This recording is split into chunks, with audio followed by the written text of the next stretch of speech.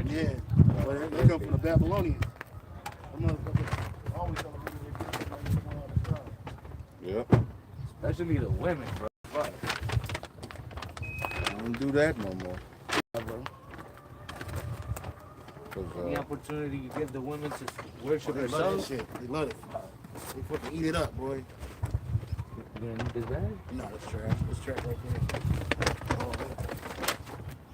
Oh, I'll take it. You need? I use those at home. That's it. When I run out of trash.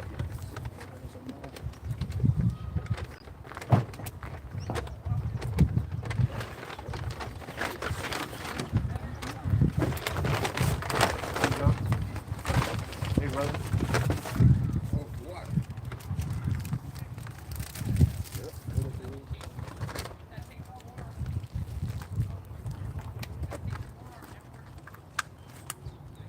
I remember when I first came to Hawaii, we went to a Long Drugs and we bought. They used to give the plastic bags out before. Oh, yeah. And the lady was like, "Oh, you want a plastic bag?" I'm like, "Oh, sure," because I had a bunch of little items. Mm-hmm. And some Edomite bitch was like, "Oh, be careful what you do with the plastic. Don't pollute our ocean." I was like, "What the fuck, bitch?" Like, It ain't even a fucking ocean. bitch. yeah, How about like that? the fuck. And it's Come not on, like us. like my plastic bag is like I'm purposely gonna go and toss it out there. That one plastic And bag that gonna one fuck up the plastic bag is ecosystem. gonna, yeah, like, bitch, do you go to the army and ask them to stop polluting the, Yeah, to the because they Navy pouring all and all that kinds. shit? They Yeah. pouring all kinds. They got the whole thing with that. What, Red Hill? Some shit happened in Red Hill a minute Yeah. ago. Fucking poisoning the waters. Noah, my boy, in the world, he was in the Navy. And he told us one time when he came back, he was like, "Yo, we dumped a bunch of trash in the middle of the ocean, bro." And I was just like, "Damn, that's crazy." They do that all the And time. supposedly it's like classified, like you can't be telling nobody and shit. And I'm like, there you go, like the fuck. When that lady told me that shit, I was like, I already knew that. I was like, what, bitch? Fuck. And they always do that shit. They always do that shit. Incense? Still gotta do the, Oh, we got a lighter. Hey, brother, let me get that lighter out of that bag.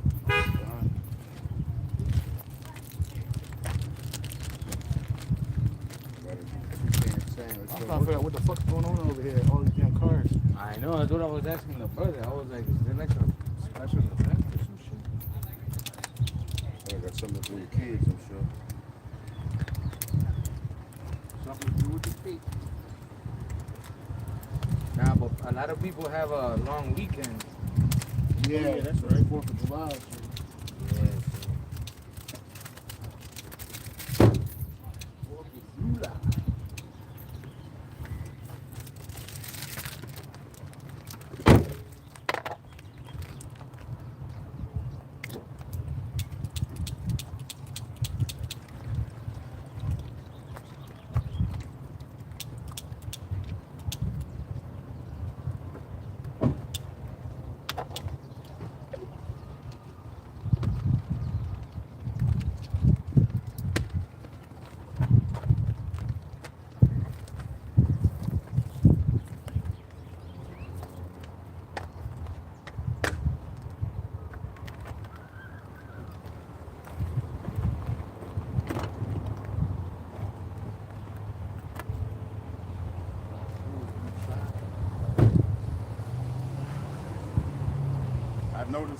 I noticed, I'll say this much, in my 50s, I have a lot of moments like that. Oh, yeah. Where I'll go to do something, whatever it is, and there's that pause. Oh, yeah. You getting up there, bro. I'm right behind you, man. And I go, oh, yeah, that's what I was going to do. Yeah, I do the same thing. Sometimes I gotta stop. Like, what the fuck did I get up for? What the fuck wrong with me? Yep. Yeah, like, what the fuck I got up for something? Yep. And it be something simple too. You be like, oh shit. Yep. Yeah, that's right. I thank the Lord. So it's all good. Yeah, because we're 30s, 40s, and 50s. That's what I need for hair.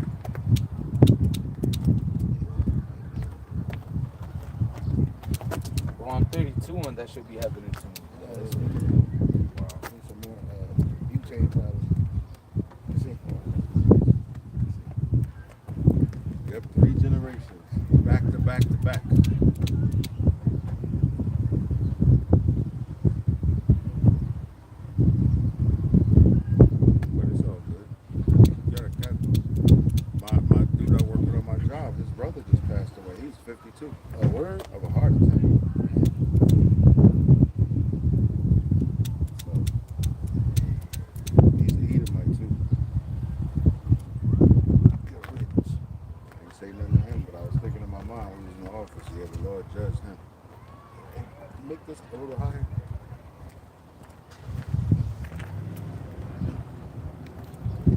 fucking rat last night. Oh yeah, in one of the traps or? Yeah, I had a trap. How big was it? Fucking big, bro. It was a rat. Oh. Woo, you know. Yeah, it came through the so I got a new refrigerator, but the refrigerator too wide. I just got it today. It's too wide, so like, I need somebody to cut a portion of the counter, and then, but if there's a hole that comes from underneath of the seat, literally right on the side, they got like a pipe running through it and shit. Little motherfucker slid through there. That's how I'm figuring it got in there. That's my best. Yeah, okay, I'm like, damn, I got a little fucking rat, bro. Well, the Lord gonna bless you for that. It's cool, brother. We don't light up. Don't worry about it. Hey, all right, Shalom. I want to start off by giving all praises, honor, and glory to Yahweh, by Hashem, Yahushai, by Hashem Kadash. When the saying give double honor to the apostles and the bishop elders, a great millstone for teaching his word and truth and sincerity and for ruling well. Salutations to my fellow Akim across the four corners of the globe, preaching and prophesying. Shalom to the elect, low and with some of those men. Okay, so we back out here another week to do what? To prophesy, man. No brother's heard about that guy. Went to the game. Baseball. It's that dude Anton Daniels, relishing in his riches and in his wealth, like as if that's going to deliver you. It is a scripture in St. Matthew where it says, store up your treasures in heaven. Get that real quick. You got a lot of people out here that believe that their wealth is going to deliver them, or it has delivered them, particularly from poverty. A lot of these jakes that you idol worship, your Jay-Z's, your Beyonce's, your LeBron James, these people that you idolize because of what they can do or have done, they didn't get their riches by I lost my train of thought. They didn't get their riches by righteousness. A lot of that shit is got by deceit, like Esau. They got it by deception, murder, death, kill. You know what I'm saying? Go ahead. Matthew 6:19, lay not up for yourselves treasures upon earth, where moth and rust doth corrupt, and where thieves break through and steal. But lay up for yourselves treasures in heaven, where neither moth nor rust doth corrupt, and where thieves do not break through nor steal. Yeah, because that's what we're doing. We're storing up our treasures in heaven, right? And it's going to really count, or we're going to really start withdrawing from that account, that spiritual account, when all hell breaks loose, in the day of judgment, in the day of wrath. All right? It just says, richest prophet not in the days. Get that real quick. So we're storing up our treasures. What is it saying in NLT? In NLT, it says, verse 19, don't store up treasures here on earth where moths eat them and rust destroys them, and where thieves break in and steal. Verse 20, store your treasures in heaven where moths and rust cannot destroy, and thieves do not break in and steal. Yeah, because you rich today, but tomorrow you'll be broke. Get that scripture where it says, there's nothing for the Lord to make a man rich, a poor man rich all of a sudden. You think that you relishing in your wealth, and normally when Jake gets any type of wealth, physical wealth down here, they like to vaunt themselves. We're gonna get that too. That's in Wisdom of Solomon chapter 2. You get a lot of Jakes, they vaunt themselves, they boast in their riches. You talk about your cars, you talk about the hoes that you get, the access to the different resources, your houses. A lot of Jake like to talk about real estate and land like it's some new shit. You know what I'm saying? And it's always been profitable, but it's been shut off to the majority of these people on this sign right here, unless they exploiting you through high ass interest rates. But it's just a house, nigga. It ain't gonna save you. It ain't gonna deliver you. It might keep the rain off you. But what about when all hell breaks loose? You're gonna be casted out your house. Your house ain't gonna deliver you. Nobody gonna give a fuck about your property or your portfolio. Okay, so these are things that you gotta be mindful of, because in this world, physical wealth is exalted, but the spiritual wealth outweighs that in abundance. Okay, your spiritual wealth. What's the spiritual wealth? Well, charity. The scripture says charity covers a multitude of sins, man. We all committed multitudes upon multitudes of wickedness and sins, right? So any amount of charity that we can show to a brother or a sister that believe, that guess what? That's gonna cover a multitude of sins that the Lord could judge you for in any particular way. You know, so your wealth ain't gonna deliver you. Your money, when the Lord bring His wrath, He don't give a fuck about your bank account. In fact, your bank account is about to be emptied anyway when the transfer happens from the fiat currency to the digital currency via that RFID microchip. And it ain't gonna be a bunch of middle class, upper middle class Negroes, Latinos, Native Americans. Nah, nigga, it's gonna be the poor. And it's gonna be the super rich. That's right. You know. It's Proverbs 11 and verse 4. It says, "Riches profit not in the day of wrath, but righteousness delivereth from death."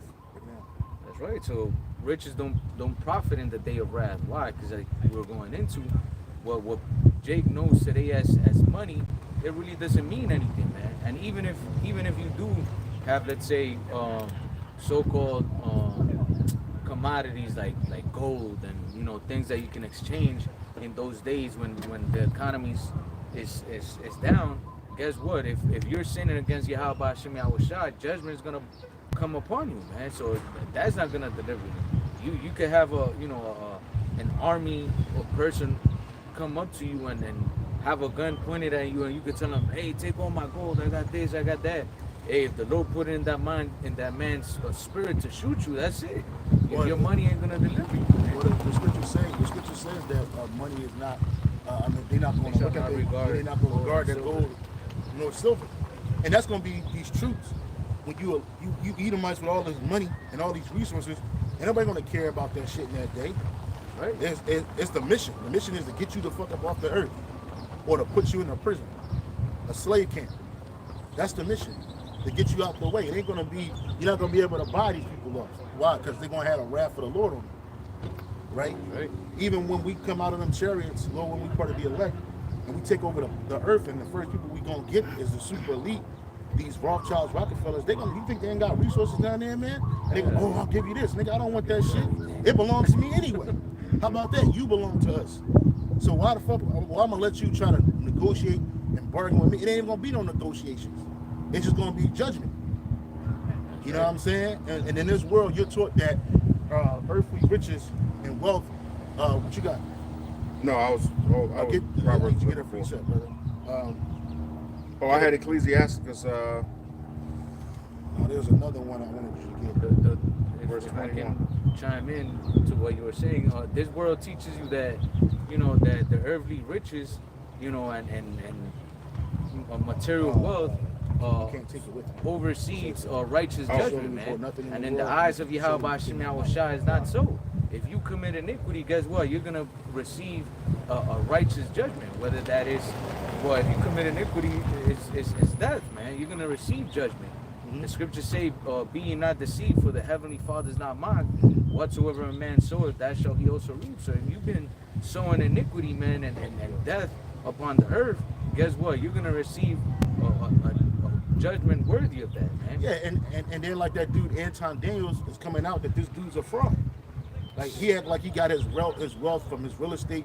He's like somebody was checking him or calling him out on this shit, and it was like, look, there's no way that you're rich as you claiming you are from a regular job or some type of business coming in and paying you millions upon millions. That's not happening. He said you can check my you can log on to my Patreon for $40 and you can see my tax records. Like, nah, you see, a nigga's trying to defraud you. Because see, all these people, you go on YouTube, TikTok, and these social platforms, there's always somebody trying to talk about how you can get rich or how you can get wealthy. If it was that fucking easy, everybody be rich, man. And then nobody be rich.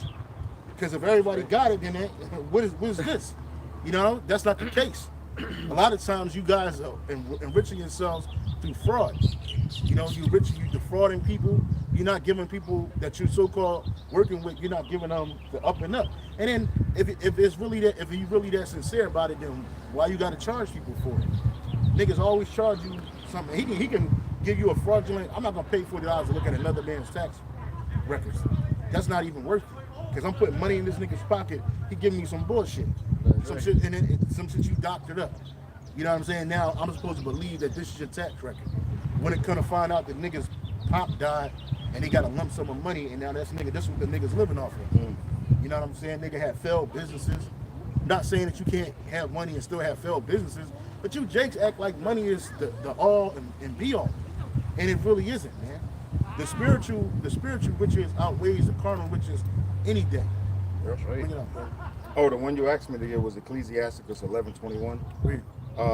Marvel not at the works of sinners, but trust in the Lord, Yahweh Shai, and abide in thy labor.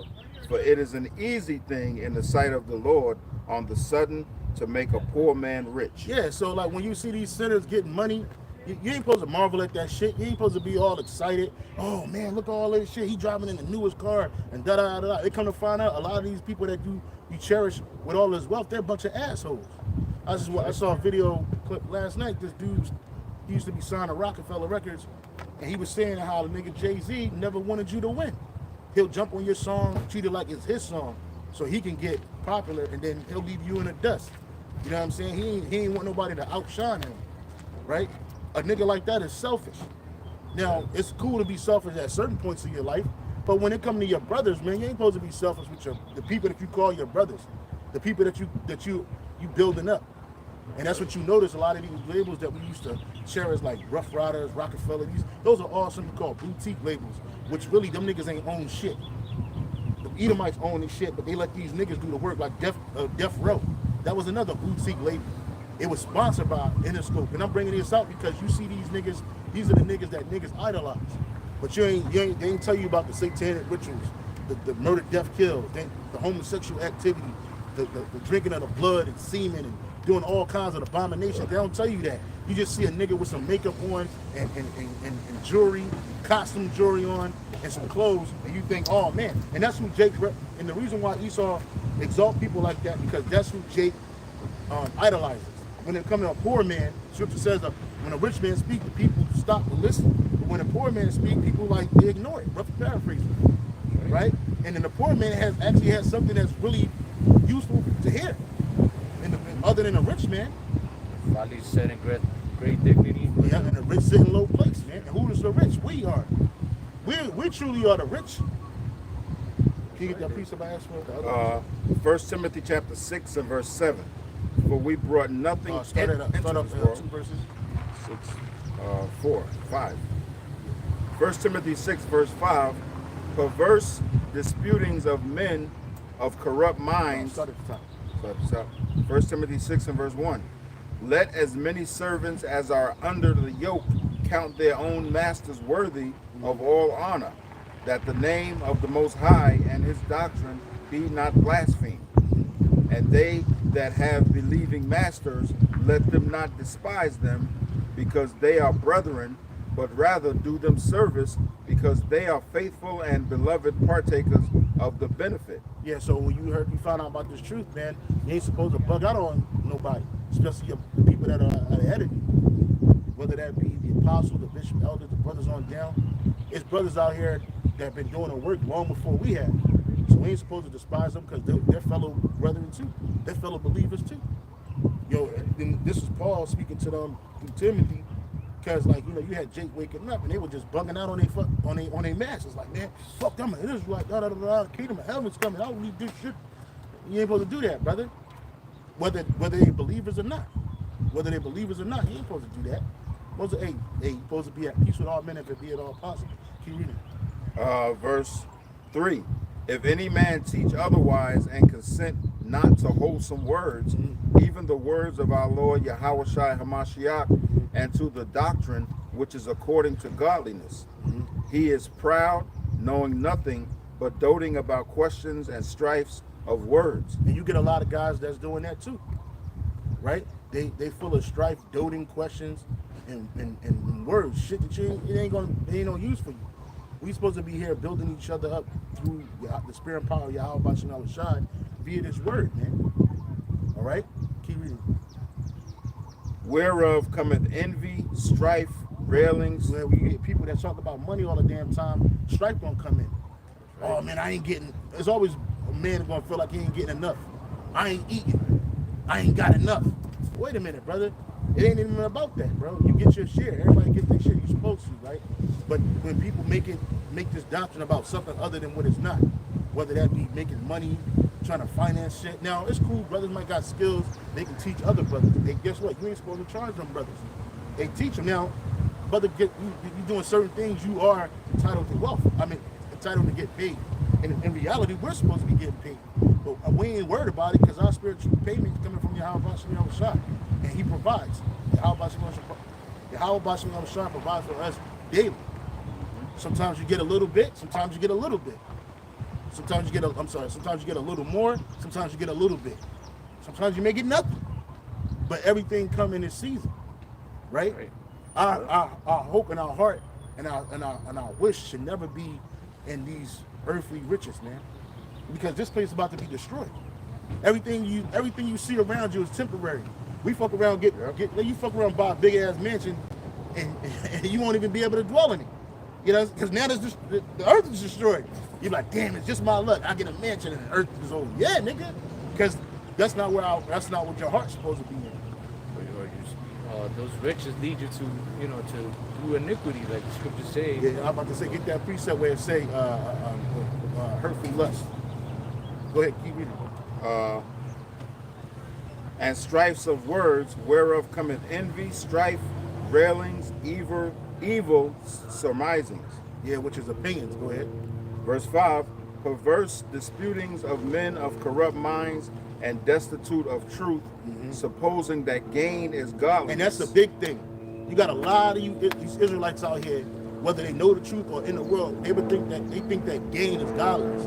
You go to the Christian church, gain is godliness. It's all about this prosperity. I had posted a video last week in the campaign chat where this fucking pastor, this black nigga, he's talking about something, God's gonna do more. And I'm like, I forget what he said, but he said he command money to come into your house. I command money to come into your house, nigga. And niggas start, oh yeah, and the niggas ain't get no money. How you gonna command? Yo, motherfuckers like, oh, I got this secret ritual to keep money in your life. Because why? Because money offers, what you call money today, offers you access and resources to things that you don't have. So now everybody want to get money. Everybody's into money, getting wealth, and getting rich. The first thing you want to do is get rich. Well, when King Solomon had the opportunity to ask the Most High for any and everything he wanted, what he asked for? He asked for wisdom to lead his people. And the Lord said, because you've asked for this, man, I'm gonna give you everything, bro. I'm gonna make you wealthier than any king before you or after you. People make a big deal about some guy named Mansa Musa because he was throwing away gold frivolously and shit, you know? Nah, King Solomon had everything, but the greatest thing he had was wisdom. Wisdom to lead the Lord's people. You know what I'm saying? He was the most wise king of all. Even though he went off in his old age, so what? He got a crash course in righteousness and wickedness. And then he came back perfect as Yahweh Shah. And the scriptures say, if riches are to be desired, what is richer than wisdom that worketh all things? That's right. So if you're really looking after riches, you should be looking for the wisdom of Yahweh Hashem Yahweh Shai, man. Absolutely. Because that's what's gonna get you everlasting riches and everlasting, wealth and glory and honor, man. Yeah. Jake in the world, in this world, they fucking look for those things in wickedness, and what ends up happening? They start hating themselves. Yeah. They start doing drugs because they depressed from all the shit, all the wicked shit that they've been doing. Got demons on them. That's right. And when they go amongst these elite Edomites, man, they know that they're looking down upon them. Like, yeah, I know what you did to be up here. Like, hot like a bunny, nigga. That's right. Like that nigga Meek Mill. Don't even try to be like us, because you're never gonna be like us. You're just gonna be the entertainment. You're the fucking jockey, nigga. You're just a well-paid slave. That's all you are. And you may have more access and resources than the average Jake, but to these Edomites, you're still nothing.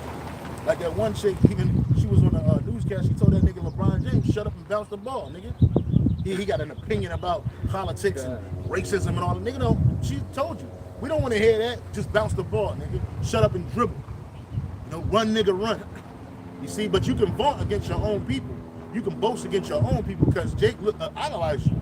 And they ain't got shit. And they came from the same thing you came from. And then, like there's a scripture that says, in a day of adversity, there's the forgetfulness. Right. Hey, bring it out. That's the spirit, man. This the book of Ecclesiastic is in the Apocrypha, chapter 11 and verse 25. It says, in the day of prosperity, there is a forgetfulness of affliction, and in the day of affliction, there is no remembrance of prosperity. So you forget that when you prospering, you forget that when you was afflicted. You know, you ain't even thinking about that. You looking at your same people that you were just struggling with. Oh, nigga, you a bum. You a broke nigga. You ain't got shit. Nigga, you just came from the same shit. You just had to come up. But then when you go back to being broken, fucked up, broke, busted, and disgusted, or you being afflicted, you ain't thinking about prosperity. You just thinking about trying to get up out of that shit, trying to alleviate the pain. You totally forget about it. And that's what's truly going to happen when all hell breaks loose. A lot of you people that do have, it's going to be like you never had. And a lot of people that don't have, meaning the elect, it's going to be like you was never hurting because the Lord's providing for you. So there's a forgetfulness in both of these things, man. And this is why you got to be mindful. What you was reading? 1 Timothy 6. Yeah, keep reading that. 1 Timothy 6, verse 6. But godliness with Start at 5. Start at 5. Verse 5. Perverse disputings of men of corrupt minds and destitute of the truth, supposing that gain is godliness. And a lot of people suppose that gain is godliness down here, and it's not. Now, the Lord can make you rich overnight. He can make you poor overnight. It doesn't matter, but that's not godliness. Getting a bunch of money, having a bunch of assets, that ain't godliness, man. But that's what Jake and the world see. And that's why Esau loves to drape your favorite idol into all of his wealth and riches. He'll drape it because he believes, because he knows that Jake thinks that that's godliness. There's a scripture that says Yahushua was rich, but he became poor for our sake, so that we may be rich. Rich in what? Rich in faith. You know what I'm saying? He could have had everything. He could have came down here on a lofty horse, but that wasn't it. That wasn't the prophecy that was foretold about him. Had he came another way, it wouldn't have been the prophecy being fulfilled. So he came lowly. He came lesser than an angel. He came in the flesh. He was born into this world, just like we were born into this world, into this wicked flesh. But he was able to overcome through his father Yahweh. You know what I'm saying? So it's like, you know, having a bunch of gain, it's not godliness, man. If you go to the Christian church, if the pastor ain't driving in a Rolls Royce, that's why a lot of these women want to get with the pastor. He get more pussy thrown at him on a Sunday than the average Jake get on a Friday night in the club. You know what I'm saying? Niggas be in the club wilding out, trying to get some box and pass a pork chop. All he got to do is and next thing you know, thousands of women throwing a box at him. Why? Because they want to be the first lady. Because they want access to what he has, and he don't have access to the spirit of Yahweh Shai. He got access to money, wealth. He be in the back getting sucked off by the deaconess and all that shit, committing adultery, Snorting coke and shit. snorting coke. Oh yeah, I seen that one nigga that did that shit. And snorting a whole line, going crazy, right? Because that's what they do. That's right. Access to hurtful lusts. Like Yeah, that's hurtful good. lusts. It's in the same. It's in the same. Yeah, keep chapter. reading, bro. Verse 6. But godliness with contentment is great gain. But godliness with contentment, hey, having your daily bread. I know it's hard in this world because we all see it. I be on the YouTube looking at nice houses and shit and daydreaming like, man, I wonder what it'll be like to live in there and not in a fucking rat motel. But hey, I got what I got. You know what I'm saying? Godly contentment, that outweighs anything. Because you don't know if you're gonna be here tomorrow. In an ancient world, our forefathers, even though they had wealth, they weren't defined by their wealth. They were defined by their faith in Yahweh Shai. Their wealth never defined them. Even though Abraham was wealthier than anybody that he was around, so much so that his nephew Lot was even wealthy. Right? He didn't let that define him. He wasn't walking around like, yeah, nigga, I'm stacked with cheese and I got servants and shit. And like Apostle Tahar said in the live show today, you ain't rich, you ain't really wealthy, you ain't really rich because you don't got servants. That nigga Anton Dam, he don't got no servants. You gotta pay a maid. A servant, you ain't gotta pay a servant, they just serving you. Hoping that you do right by them. And in the end, they might be able to, get a little bit more than they had before. But a servant is a person that's their life is dedicated to making sure that you got what you need when you need it, when you want it, on time. Unlike in this world, you gotta pay somebody. You don't got nobody bow down to you. Only time people bow down to you is if they're trying to get something out of you. So we're not wealthy here. You ain't got no true wealth. The Rothschilds, I'll be seeing like not old school, but I seen like documentaries and videos with the Rothschilds in them. Man, people scared of these people, bro. They be shook. There's a I don't know if it's still on what's the lock here? I don't know if it's still on YouTube, but there's a documentary called Aristocrats, and it's about Jacob Rothschild, man. And everybody just watch how the people act when they get around this nigga, man. Old nigga, well, he's dead now. Supposedly he's dead now, but he was old in that shit. Motherfuckers was like, it was scared to talk to this nigga, bro. Yeah. Even the woman that was so-called interviewing this nigga was scared, bro. Why? Because he is the man. That's right. He the head, one of the heads of that family. Right? He got mad demons around him. They had a video back in the day, this nigga Jacob Rothschild walking by himself in London. Oh yeah. And he got ambushed journalized by some journalists and shit. He had sunglasses on in the evening. You know what I mean? That's how wicked. You know this nigga's wicked. Sunglasses on, and just walking by himself. No bodyguards, no gun. He just by himself. And then the nigga ran up to him. He's like, well, wait a minute. He started asking these questions about the Federal Reserve and shit. He just laughed like, you don't know what you're talking about. He was like, wait a minute. Who are you with?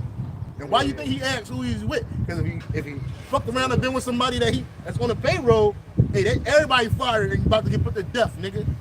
You know what I'm saying? But he realized that this nigga's a nobody. He just walked off on it. You see? This Jacob Rothschild, this nigga family worth supposedly upwards of $500 trillion. Man. You know what I'm saying? You can't even put a price tag on that money. That's wealthy, bro. That's right. And he believes that his wealth and his belief in Satan is going to deliver him, and it's not. Keep reading, bro. The NLT to that says, yet true godliness with contentment is itself great wealth. Yeah, that's right. True godliness with contentment is in itself great wealth. This is what we're telling you. Fuck your money. Fuck your cars. Fuck you, nigga. You paying a car note. You paying insurance. You paying light bills. You paying rent, mortgages.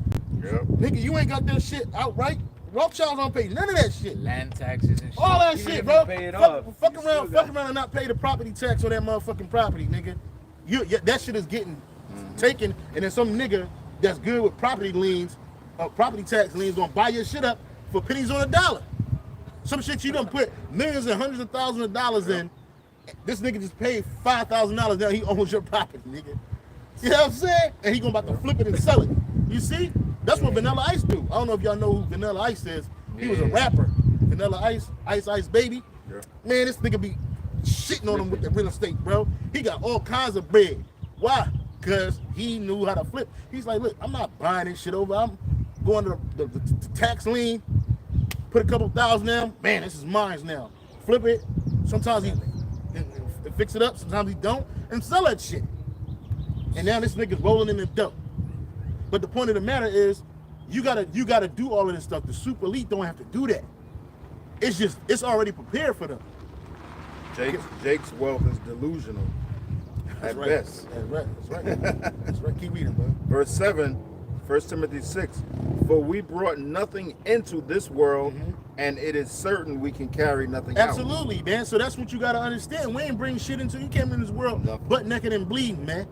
And you might go out the same way.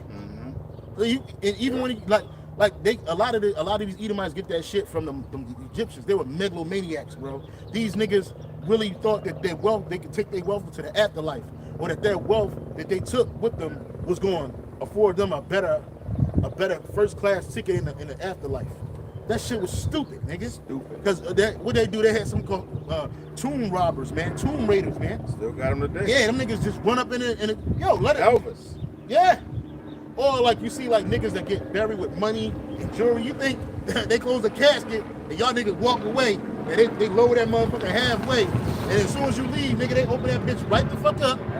Take looking guy and saw him. Take all that shit up off him, man. We got bread now. We good. Yeah. Burying niggas with guns and weed. All that shit is taken now. Because I guarantee you exhume the body, open that shit up, ain't none of that shit in there. Yeah. Ain't none of that shit in there. You know, they get the casket key, open that motherfucker up, and bam, we rich, nigga. Shovel over there. You know what I'm saying? Read it again. Verse 7, 1 Timothy 6. For we brought nothing into this world, and it is certain we can carry nothing out. So you can't take nothing out. So here it is. You did all of this working. You did all of. I got an umbrella in the I think it's in the trunk, brother. You did all of this working nigga. You did all this work for all this wealth, and it ain't. What you gonna do with it? Somebody else going. Even Solomon said that someone lesser than me is gonna come behind me, and we gonna fuck it up. And how many? We have many examples. Red Fox, Michael Jackson, of Jakes, who was supposedly super rich when they was living and breathing, and then by the time he made it to his grave, he was dead broke. Yeah, that nigga Red Fox was in a casket. They took his ring off his body, his ring off his dead body. It didn't do Red no good because he was already in spirit world. But it's like, damn, bro, it's that bad. Yep. The motherfucker's like, nigga, you old, nigga. Yo. Even in your death, nigga. So I don't care. And like that nigga Michael Jackson did all of that finagling to buy half of Sony's intellectual property and shit, and then his family sold that shit right back to these niggas because the nigga was in debt, and his family had been still living off him. His family been living off his ass since he was alive, man. Wow. Even after he died, his family is still living off of him, man. They gotta rent the fucking. It used to be a time when you couldn't even get on the Michael Jackson compound. Now they renting the property out just so they can get money. They rent it out so people can watch movies on the lawn. You know, some old ass movies too. Rush Hour 2. You know what I'm saying? Niggas watching Rush Hour 2 on Michael Jackson's lawn. You know what I'm saying? When he was alive, you couldn't even get 10 feet on that property, bro. Why? Because them niggas is broke. Niggas ain't no good. Nigga Jermaine Jackson, I was watching something. I was watching something about Michael Jackson when I don't know, brothers familiar. You familiar with that Thriller, right? So Thriller came out and it was like the best selling album of all time, right? Even back then. Okay. So the nigga never got to do a world tour. You know how much money this nigga would have made? He would have made billions had he done a world tour. But instead, his dumb ass listened to his fucking mama and his brothers, his mom and his dad talked him into going on tour, a victory tour with his brothers. And nobody came to see Tito. Nobody came to see Jermaine. Everybody came to see Michael. Michael didn't even get a check off that shit because these niggas finagled the ticket sales, fucked up the money. Damn. So the nigga had to give up all this money because he's basically doing a free tour. So the nigga quit. At the end of the American leg, they try to take this nigga, they try to flip it and take it on a European tour. And Mike wouldn't have it. He's like, man, fuck you niggas. I ain't doing this shit. Because by the time it was time for him to do a tour, nobody was trying to hear the Thriller songs, man. It was like, ugh. You know, that's why he came out with the Bad album a couple years later.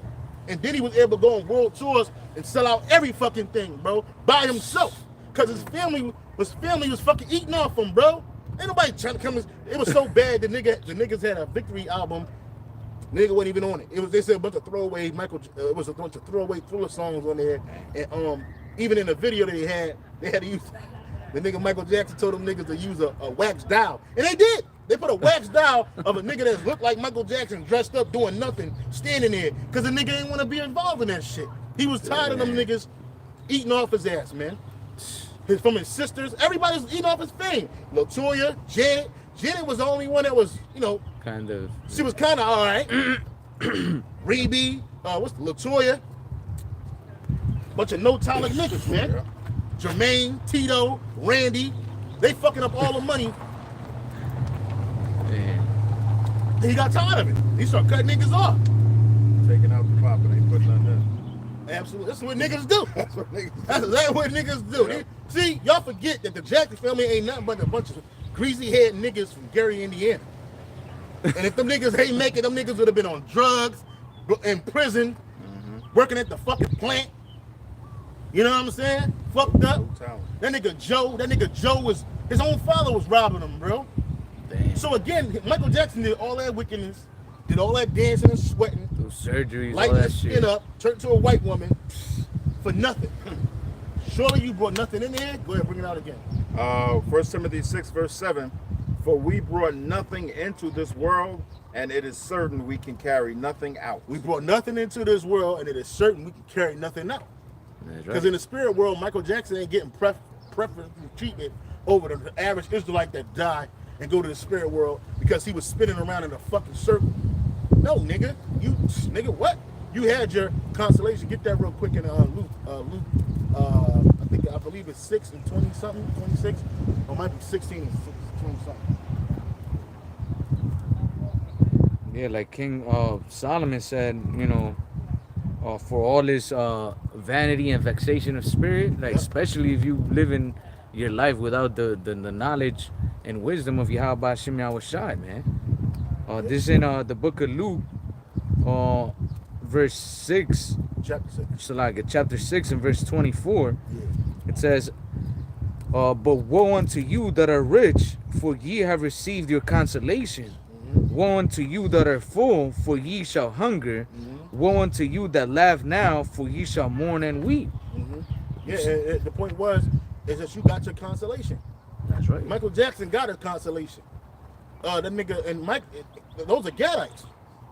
A lot of people think those are black. Those are Gadites, bro. The nigga Michael Jordan, all these niggas that we talk about that everybody know, and even the ones you don't know, they niggas receive their consolation on inside. Their consolation meaning their comfort. That's right. Woe unto you. Because where is our comfort? The word. The word is our comfort. And we looking for something way beyond what we see in this world. Yep. In the world to come, every Israelite gonna be wealthy, bro. From the elect to the 2/3 that die on this side and be born back. As children, you know they're gonna be good because they're our children. And we want nothing but the best for our children. That's right. You know what I'm saying? Ain't not one Israelite child gonna work. That's right. Ever. Not one Israelite man, woman, or child will ever have to work again. You know, our people in this world believe that working is the way to do. Now you gotta work to eat because we're under the curses. But in the kingdom, we ain't gonna be under the curses. So we're looking forward to a world like that. A world and dwell of righteousness, man. That's right. A continuing city where it's never gonna stop. It's gonna be so dope that Jake and brother, we ain't gonna have to spend money. That's how everything's gonna be free for us. Hell That's yeah. beautiful. Everything's gonna be free. You ain't gonna pay for it. What you gonna pay for it? We gonna have everything. The Lord's providing everything and then some.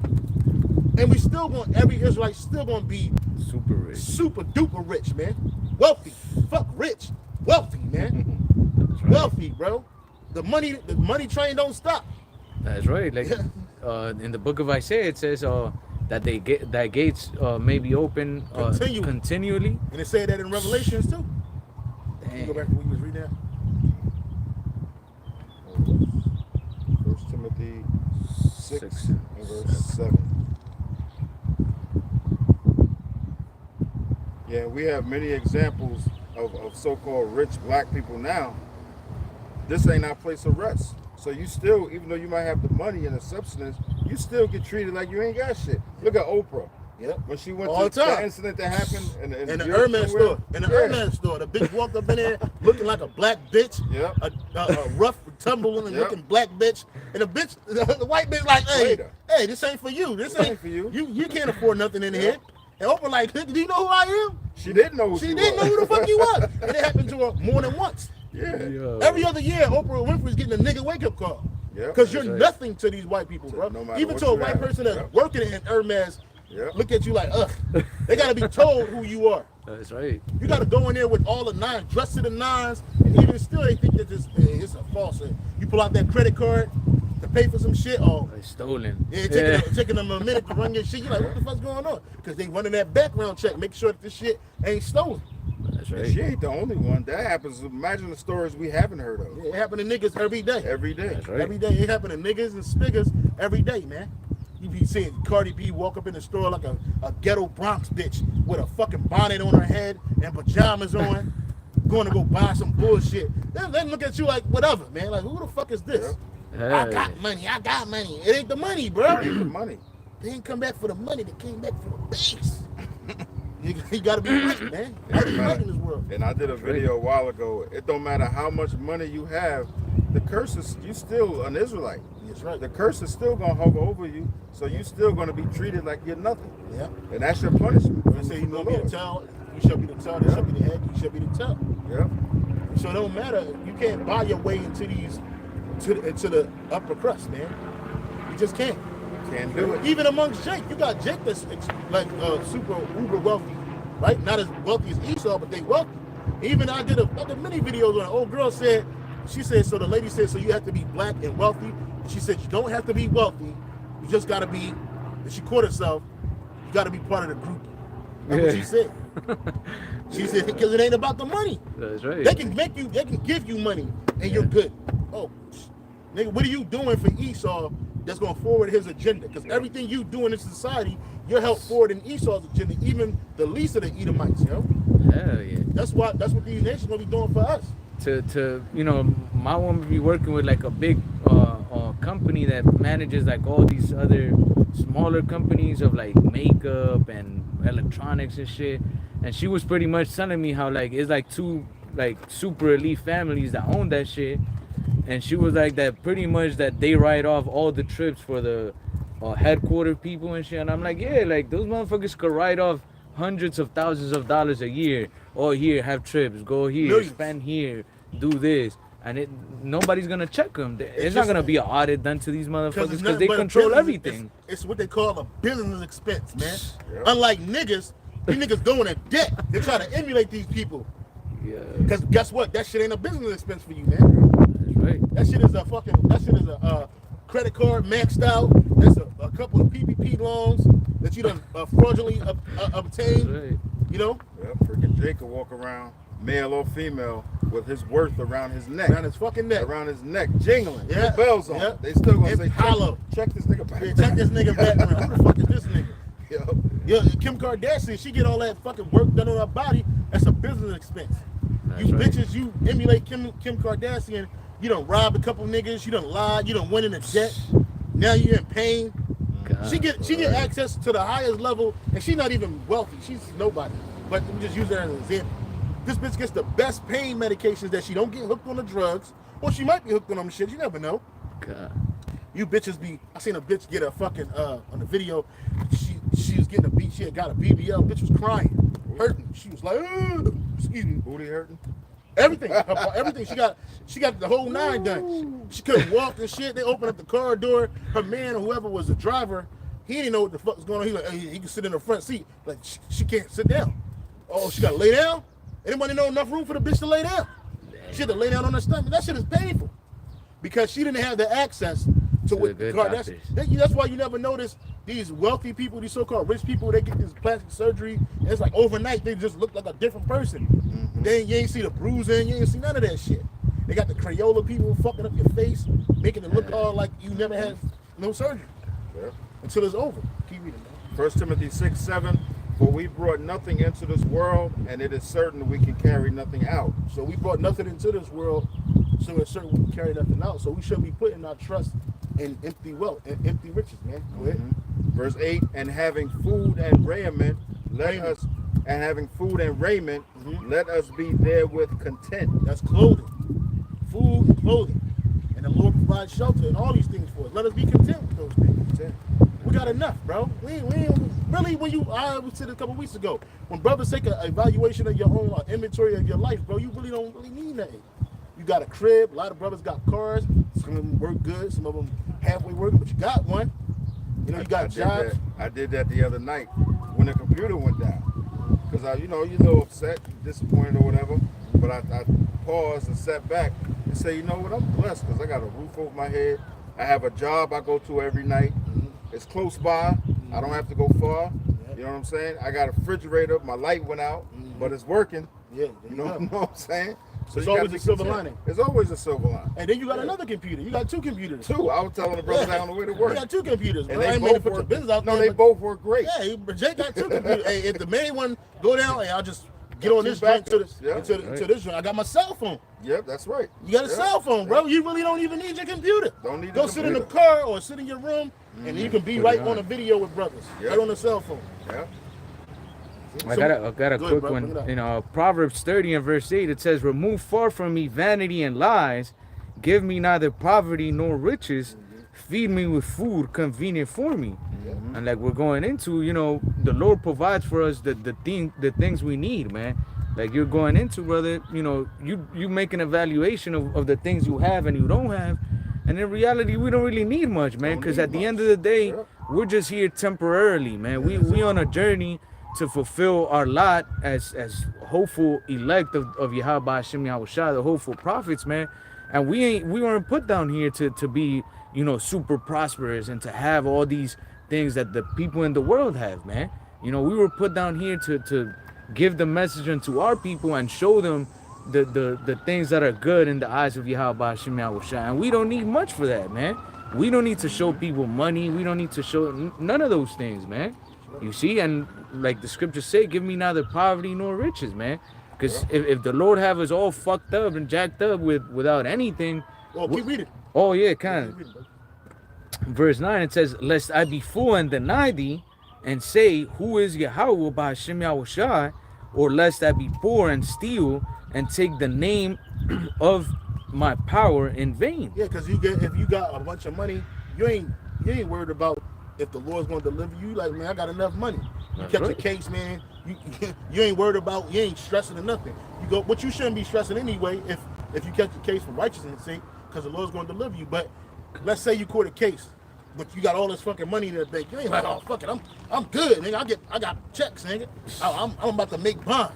As soon as I walk up in there, I'm walking right out. Or I got a lawyer, a high-powered lawyer. So That's right. I know my lawyer gonna defend me and get me the best, judgments possible. Even See? though I'm guilty of it, Yeah, fuck it, I'm gonna still get away with it. Yeah. Because I got money. Yeah, but then you take the Lord name in vain, like, oh, I ain't trying to hear who is the Lord. And people do that. That's right. why the scriptures speak about a wealthy man is not going to enter into the kingdom. Not saying that if you're rich you can't, but it's saying that it's hard for thing. a wealthy man to leave all that wealth and to be poor again, or That's be right. poor for the sake of righteousness, man. Versus if you already ain't got shit, or if you just got what you need, and it's easier for you to say, you know what, man, fuck this shit. But Right. but an elect man and an elect brother, he will leave the wealth, the riches behind. His brothers that have done it. That's know what I'm happened in that account with the young man, that told the Lord Yahushai, what other things does he have to do in order to, or what things does he have to do in order to enter the kingdom? And the Lord told him, keep the commandments. And he said, I have done this since my youth. And then the Lord told him what? To give up all his riches. And the young man, put his head down and walked away. And why was that? Because he loved the access, the riches, the respect that he was getting from the people in the world, man. Wealth. He had wealth he didn't want to get rid of. That's He right. didn't want to let that go. So That's what right. he do? He ended up walking away sad with his head down. And Yahushua said, see, it's easier for a camel to go through the eye of a needle than for a rich man to enter into the kingdom of heaven. That's right. Why? Because he didn't want to get that up. Because when you come to this truth, you got to give whatever your previous life was up. You got to give it up, man. Give it up. Yeah, and Brother, Slack brother. Brothers got talents and gifts that could have made them millions upon millions, bro. But they said, fuck that shit. I'm following Yahweh Bashim Yahushua. So now you're going to go through a life of, just enough. And it said, give me neither poverty nor riches, because if you poor, you're going to forsake, you're going to blast in the Lord. I mean, I'm supposed to be a man of the Lord. I'm over here eating out the garbage can. What's wrong with this, man? This don't make no sense, man. So then you're going to be like, you ain't going to have no faith, little of faith. That's right. So you just get, right, Apostle Zahar is good for saying this to us, man. We're right in the middle, bro. We ain't poor, we ain't rich, we got just enough, man. And in reality, that's all you need, bro. You know what I'm saying? You ain't got too much where you can't leave it in a day's notice, and you ain't got too little where you got to go out and be a sinner to get your daily bread. Niggas in the world is doing that, selling dope, Anything. robbing and stealing, committing fraud, just to make it. You got Jake out here doing all kinds of shit. There's a show on Netflix I was watching. I can't remember the title of it, but it has all these real estate brokers, and they're all making deals like $2 million and up. Women? A bunch of women and shit? Women and men. Oh. Matter of fact, they have a condo in New York for sale now on the market for like over $200 million. God damn. But all of these guys, the brokers, the men and the women. And I was watching it and I was saying, man, when the Lord take all that stuff away from them, because these people who are making millions, they don't get up in the morning like we do and pray to the Lord and thank to the Lord for the day.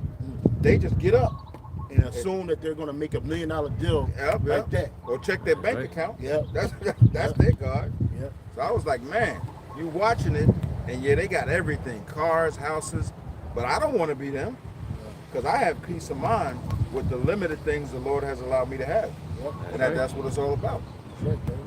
I was gonna say real quick, that verse where it says, it is easier for a camel to go under the eye of a needle. Yeah.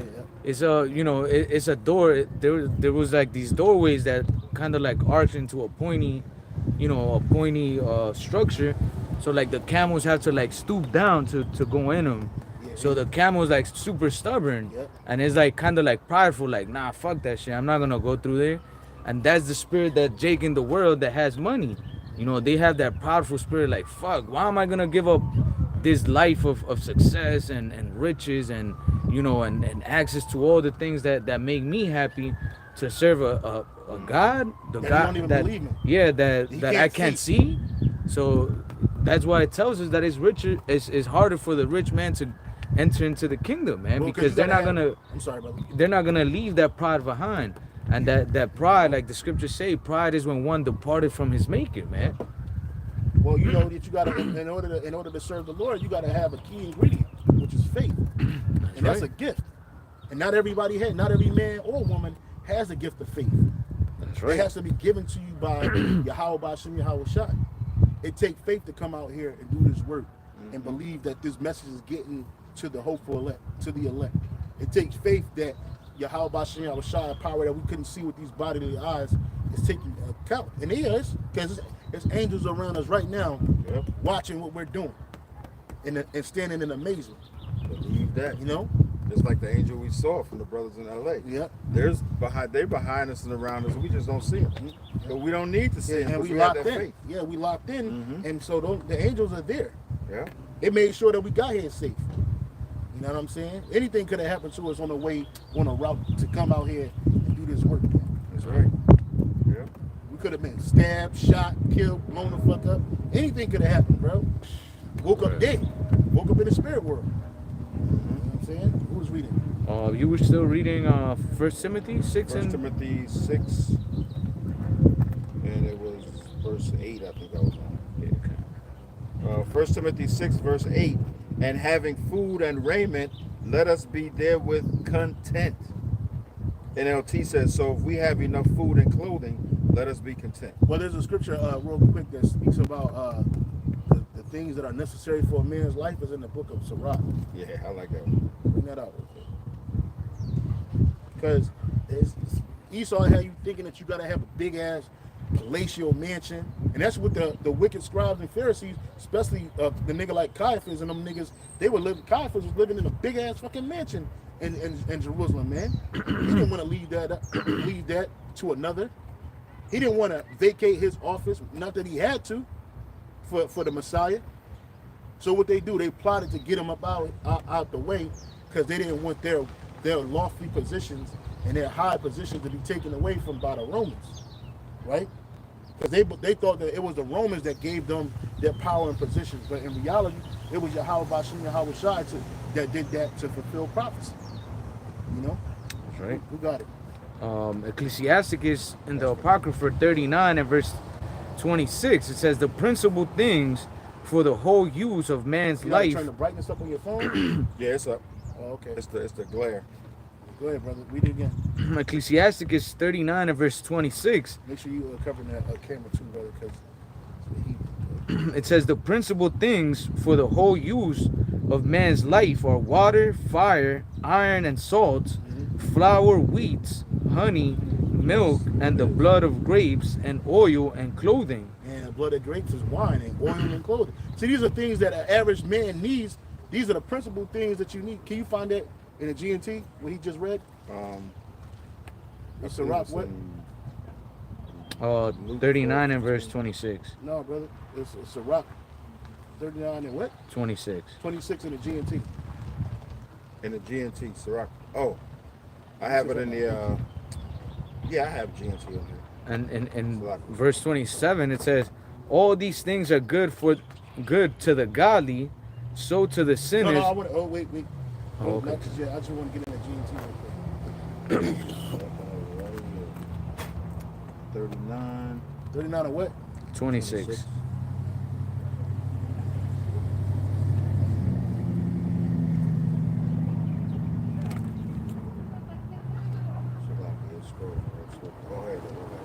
Sirach 39:26. G&T says the basic needs of life are these: water, fire, iron, and salt, flour, honey, and milk, wine, clothing, and oil. Yeah, so these are basic necessities that you need in life. But what happens in this world? We got to pay for all those things. That's We right. got to pay for water. Shit, we had to go pay for water so we can have it to drink out here. Yeah. You know what I'm saying? We Water, shouldn't the water y'all watching on shot. We shouldn't have to pay for these things. These are your clothes. Read it again, brother. In the KJV? No, what you was reading. Ecclesiasticus 39 and verse 26. It says the principal things for the whole use of man's life are water, fire. Water, fire, we got to pay for that. We get fire via, whether it be through gas or electric. You got to pay for that. Right? And that's a curse. That's right. Scripture said that we was going to have to, because when Adam and Eve fell, that we were, from now on, we got to earn our keep by the sweat of our brow. And we shall go to our enemy for the want of all things. That's part of the curse. You got that nigga Anton Dan saying, you got to go to the white man for this. The same white man you hate, you got to go through him, don't you? Don't you? Yeah, nigga, because we under the curses. You don't, but he don't understand that. And this is the reason why he was talking like that. He don't understand that we got to go to our enemy for the one of all things, man. Typically in the ancient world, your clothing was made at your home. Your woman made your clothing. God. You know what I'm saying? She was the best seamstress known to man for you. She made your clothes. She made your meals. Tailor-made. Tailor-made. Your food was farmed on your land, right? Even though you had to sweat to get it, guess what? It was you had a farm. Ain't nobody got no farms out here like that. Only people got the farms are the elite, the wealthy. That's right. You know. And Jake's got farms, but them shits ain't yielding like that. And Jake, I'm talking about Jake that's in the farming. You know. That's But right. the point of the matter is that we don't have our own farms, so you don't know where your meat coming from. In the ancient world, you knew, hey, if you was going to eat lamb that night, it got killed and slaughtered that day, and you knew how it grew up and how it was kept because you kept it, or your servants kept it. You know, That's right. your oil was pressed from different plants and stuff that you had on your property. You know, now you don't know. We go to get avocado oil, and there's not even avocado in that shit. Yeah, hell There's yeah. some bullshit, some trans fat in there that's made to taste and look like avocado oil. Yeah, that whole extra virgin oil, Yeah. that supposedly comes from Italy. It's a whole, mafia. The Italian mafia is running all that shit, and supposedly it's a bunch of, made up shit, bro. And Yep. they sell it to you as pure, extra virgin olive oil and shit, And it thinking ain't. you doing healthy stuff for yourself, and they fucking you up, man. Ain't nothing pure about that shit. A lot of that shit going on. Yeah, hell yeah, bro. Nothing is. What they call those? Because they do it in jeans too a lot. It's called GMOs? no, in jeans clothing where they sell it and they're fake but they're not real. Counterfeit. Counterfeit. There's another name for it though. Because they used to do it back in the day with them Jordache jeans and Calvin Klein. Bootleg. Bootleg is good, but there's another word. They call when you buy some jeans and you think they're the original jeans, but they're not.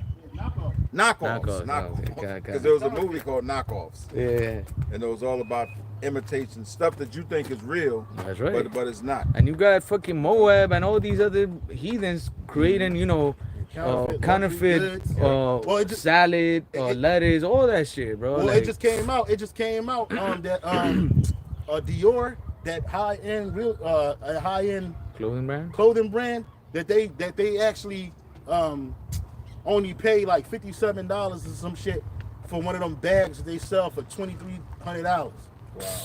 See that? You thinking that you paying for some luxury goods and high-end items, and it's really some cheap shit. Hell, And they just double charge you, upper charge you, 1,000% charge you for some shit just so you can have a label on it. And then a lot of times, labels like Louis Vuitton and whatnot, they got 3 different levels to their labels. So they got their highest level, the 3rd level, it don't even have their fucking logo on that shit.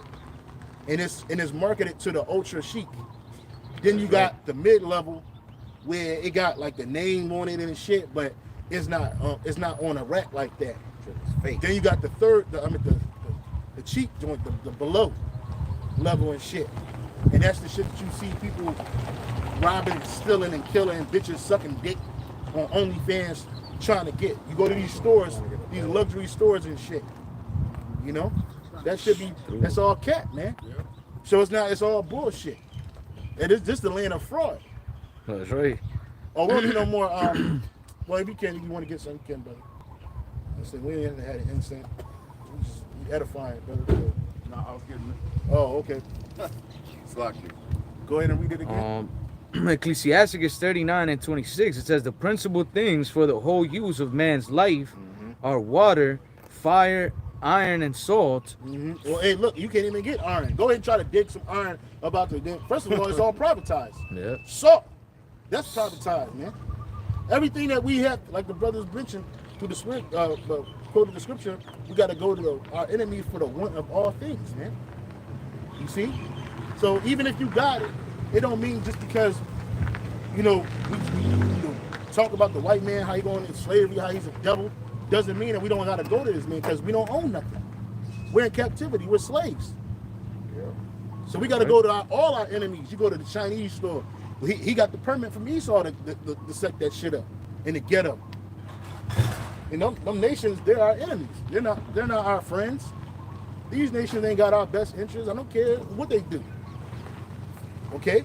So we got to go to these people for the one of all things. Food, shelter, clothing. Shit, my landlord is an Edomite. You know what I'm saying? He tried to act like he doing, it took this dude forever and a day to get me a refrigerator. But the Wadi How Shop finally got one. You know what I'm saying? Because the one that I had, I've been in the location for almost 10 years. That shit is honking out. It's ready to go. He's like, oh yeah, I like to take care of my people. No, you don't, nigga. And it cost him only $458. I paid triple that in rent. That's right. You know what I'm saying? Yep. And then, mind you, he getting me. It ain't like he ain't got the money. It's just that by the time you gotta complain enough about it and shit, I still got a big ass rat hole underneath my sink that ain't been fixed yet. And the building's still overrun. The building's still overrun by fucking rodents, man, and roaches. So if it ain't the roaches, it's the rats. If it ain't the rats, it's the roaches. Right. Or something else, man.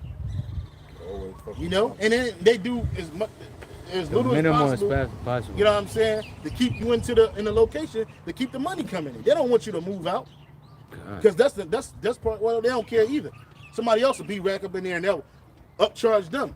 Yeah, for real. You know what I'm saying? Instead of charging them $1,400, they charge them $15, and that's somebody gonna pay it. Yeah. Like the one spot you took me to, that shit was a fucking goddamn fucking. Man, it was bad, bro. It was bad, bro. I was like, well, wait a minute, but if the dude allow me and the brother to fix it up, shit, we could come up. Yeah. Before I even had an opportunity for this dude to take the proposal, somebody had already rented it out for double the rent probably. And motherfuckers some Edomites, yeah. Minimum ass work. That place had roaches in it. And I know it had rats because it had all the rat traps around it and shit. Yeah. And that whole area is on a hill and shit. But that's what they do. Like the brother was telling me about the guy, he don't do no work to none of his properties, bro. Slumlord. Yeah, niggas a slumlord. Making all kinds of money, making bank. Yeah. That's why in the kingdom of heaven, man, you nations gonna pay, bro. Y'all gonna have pits. See, even what we have is gonna look like a fucking mansion compared to what they gonna get. You gonna get a hole in the ground, nigga, a hole in the ground. And you better keep it good. And you better not eat no rats. You better not eat each other. Because you do that, you're gonna get fucking judged. That's immediately. Right. As soon as the Sabbath is over, nigga, we find out, brothers. Oh, what? They did what? Yeah, brother, they out there eating rats, brother. What? All right. Because we only eat when we tell you to eat. We gonna give you righteous food. It's gonna be the essential vitamins and minerals, but it's gonna be righteous, man.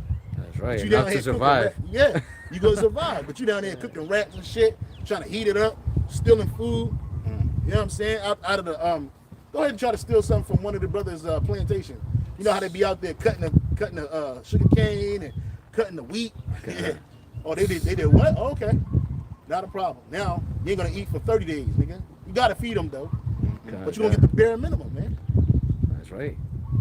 It says iron and salt, flour and wheat, honey, milk. Honey and milk, and those things are a necessity. And we ain't talking about cow milk. Goat milk is good. Sheep milk is good. You know what I'm saying? Which I had some goat milk once. It was great. Yeah, I bought it from one of them Whole Food stores. Yeah. Shit, that probably was the best milk I ever had in my life, bro. Go ahead, brother. It says and the blood of grapes and oil. And that's wine. and oils. And those are, the oil comes from the vineyards, like the olive oil, come from the olive plant, the olive tree or whatever. You know what I'm saying? The wine, they come from grapes. And then that's why you see a lot of the super elite, they own vineyards, man. Yeah. They own all kinds of fucking vineyards and orchards and shit. They can just, if they, whatever they want is come off the plant. Straight from, let's call it the plate, something like that. I forget what it's called. There's a word for it. There's like a saying for it. The plant to fork. Fork, I forget, farm to fork. On to plate or something. Yeah, farm to fork, I think it's called. You know? We don't know that. We don't know where our food is coming from. So because by the time they get to us, they got all kinds of fucking nitrates and chemicals in it and shit. It ain't even what it is. That's why they give you grape juice and they tell you there's 2% or some shit. 0% juice. But it's grape juice. Wait a minute. I thought it was grape juice. Got that juicy juice. Bro. You know what I'm saying? And that shit ain't got no fucking real natural flavors in it. And then when they do say natural flavor, it can be anything. It can be beer, anus, what they call it. They got some shit like, I used to like the the raspberry iced tea and shit. Oh, okay. But the raspberry ain't got no real raspberry. It comes from a fucking a beaver's butt. Some shit, yeah. Well, you look it up. I ain't making it up. There's some shit that comes from a beaver's butt. Damn. And it tastes like raspberries. You know what I'm saying? And they put that shit in there, and then they market it as raspberry. You know? Damn, that is crazy. You in hell. It says and oil and clothing. Yeah. Verse 27. Yeah, because like one of our laws is that we supposed to wear one particular fabric. So if you got cotton clothes, supposedly cotton, 100% cotton, well, you don't even know what kind of cotton it is. You were saying it earlier about how Moab be making all kinds of fake shit. Yeah. They make plastic rice. I saw them do some shit, some magic shit, and made letters. And some witchcraft. It was some plastic shit, some bullshit. Oh, that's crazy. You know? Bro. They even making the meat, a lab-made meat, all that shit. Yep. Man. Everything is all jacked up, but the scripture said that we will eat poison and live, man, or we will eat our bread defiled amongst the heathen. That's you why see, we because dress our food. that's right, brother. Because all of those things that the brother was reading out in Ecclesiasticus, those are industries, man. You can have one industry. You got a family that just makes salt. Yep. You know what I'm saying? They get the best salt. They get to make it the worst salt. They can make fake salt. You know? I think some of the best salt I ever had was it was salt, but it was like black salt. But it was made out of charcoal. Oh, kind of. It came from the volcano on the Big Island. Shit was good on everything, bro.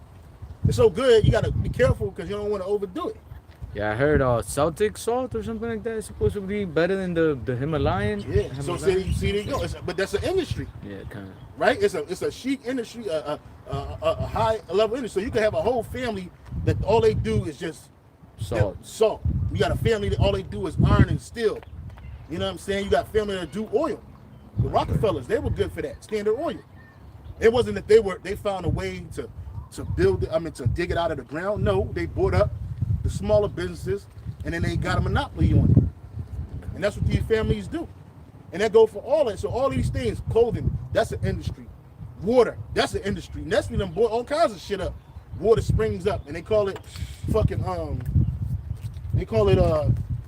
spring water or some I don't know, some water that came out of the middle of India somewhere where, you know what I'm saying? Okay.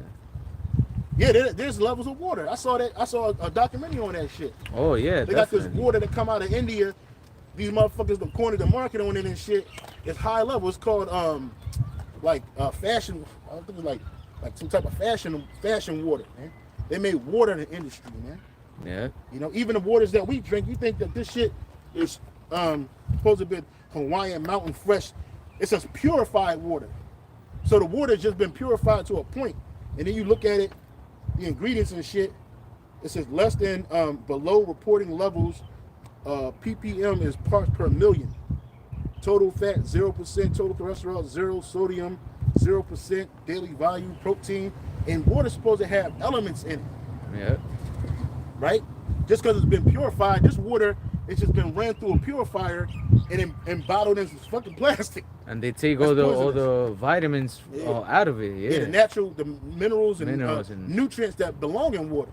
Because water's supposed to taste sweet. That's right. And then not have sugar in it. They don't got their Kool-Aid. Yeah. You know what I'm saying? Water has supposed to have a particular taste to it. Yeah, when I was up in Maui, I went to the distillery for that vodka that comes in that blue circular bottle. And, the lady was talking to us about the process of how they make the vodka and shit. So she was like, telling us how they distill the vodka from rice or wheat and whatever. And that they get water from these natural springs, like underwater springs, from Big Island and from somewhere in Japan. But supposedly it's like super expensive that, in Japan they sell these water bottles and it's like $20 for one water bottle, like the smaller ones. Yeah. But supposedly it's like super good water. But boy, you see the apostles, they drink that real good water that come in a glass bottle. Yeah, it comes in a glass. Yeah, it's hard to find it out here. Yeah. We had it a couple of times. You know But what I'm yeah, saying? it's expensive. Even if we do that, you'll get that Pellegrino water. Jake you like that? I think it's called Pellegrino. kinda. You like? Yeah, that kind of water, that shit expensive, bro. Yeah, Shit, just for a little plastic bottle, that shit like costs damn near $5, man. and shit, yeah. And this shit costs $1.79. It just wetting my whistle. That's all it's doing. That's right, yeah. I mean, the Wadi how about The you Wadi know shot because Habasha we could have nothing. You see where we at? It is a scripture that said we have to buy our water and our bread and measure. Can you find that real quick, brother? Right. It said we had to buy our bread and measure, something like that. I remember back in 2017 when I was on the Big Island, this came out because on the Big Island they had a mountain, up in some mountain over there, they had a spring where it had fresh water, and the people over there was going there to just get the water. But then they made a law that you couldn't go there no more and get the water. They kind of fenced it off or whatever, so the people didn't have access to it. So, but that's where we live. It might be. Ezekiel 4:16. I got Ezekiel 4:16. That Ain't it? Well, And they will drink water by measure. Read it, bro. So I know in Revelation speaks about. What was one in Proverbs or Psalms? It says Ezekiel 4:16. Can you find the KJV? Ezekiel 4:16 says, moreover, he said unto me, Son of man, behold, I will break the staff of bread in Jerusalem, and they shall eat bread by weight and with care, and they shall drink water by measure Yes, it. and with astonishment. Yeah, you see, and that's what we're doing, and that's a curse. That's right. Is it because in that when the Lord was when we was right with the Lord, all those things were provided to us in abundance, man. You know what I'm saying? We ain't have to eat with care. We just ate till we got full, and that was it. And then the next day, the Lord provided more for us. It said, "What we drink our water and what?" It says, I shall drink water by measure And, hey, this is measured. and with astonishment. Look, because you like, damn, this shit. First of all, this shit ain't helping me. You know what I'm Yeah. saying? Second of all, it's 1.5 liters of water.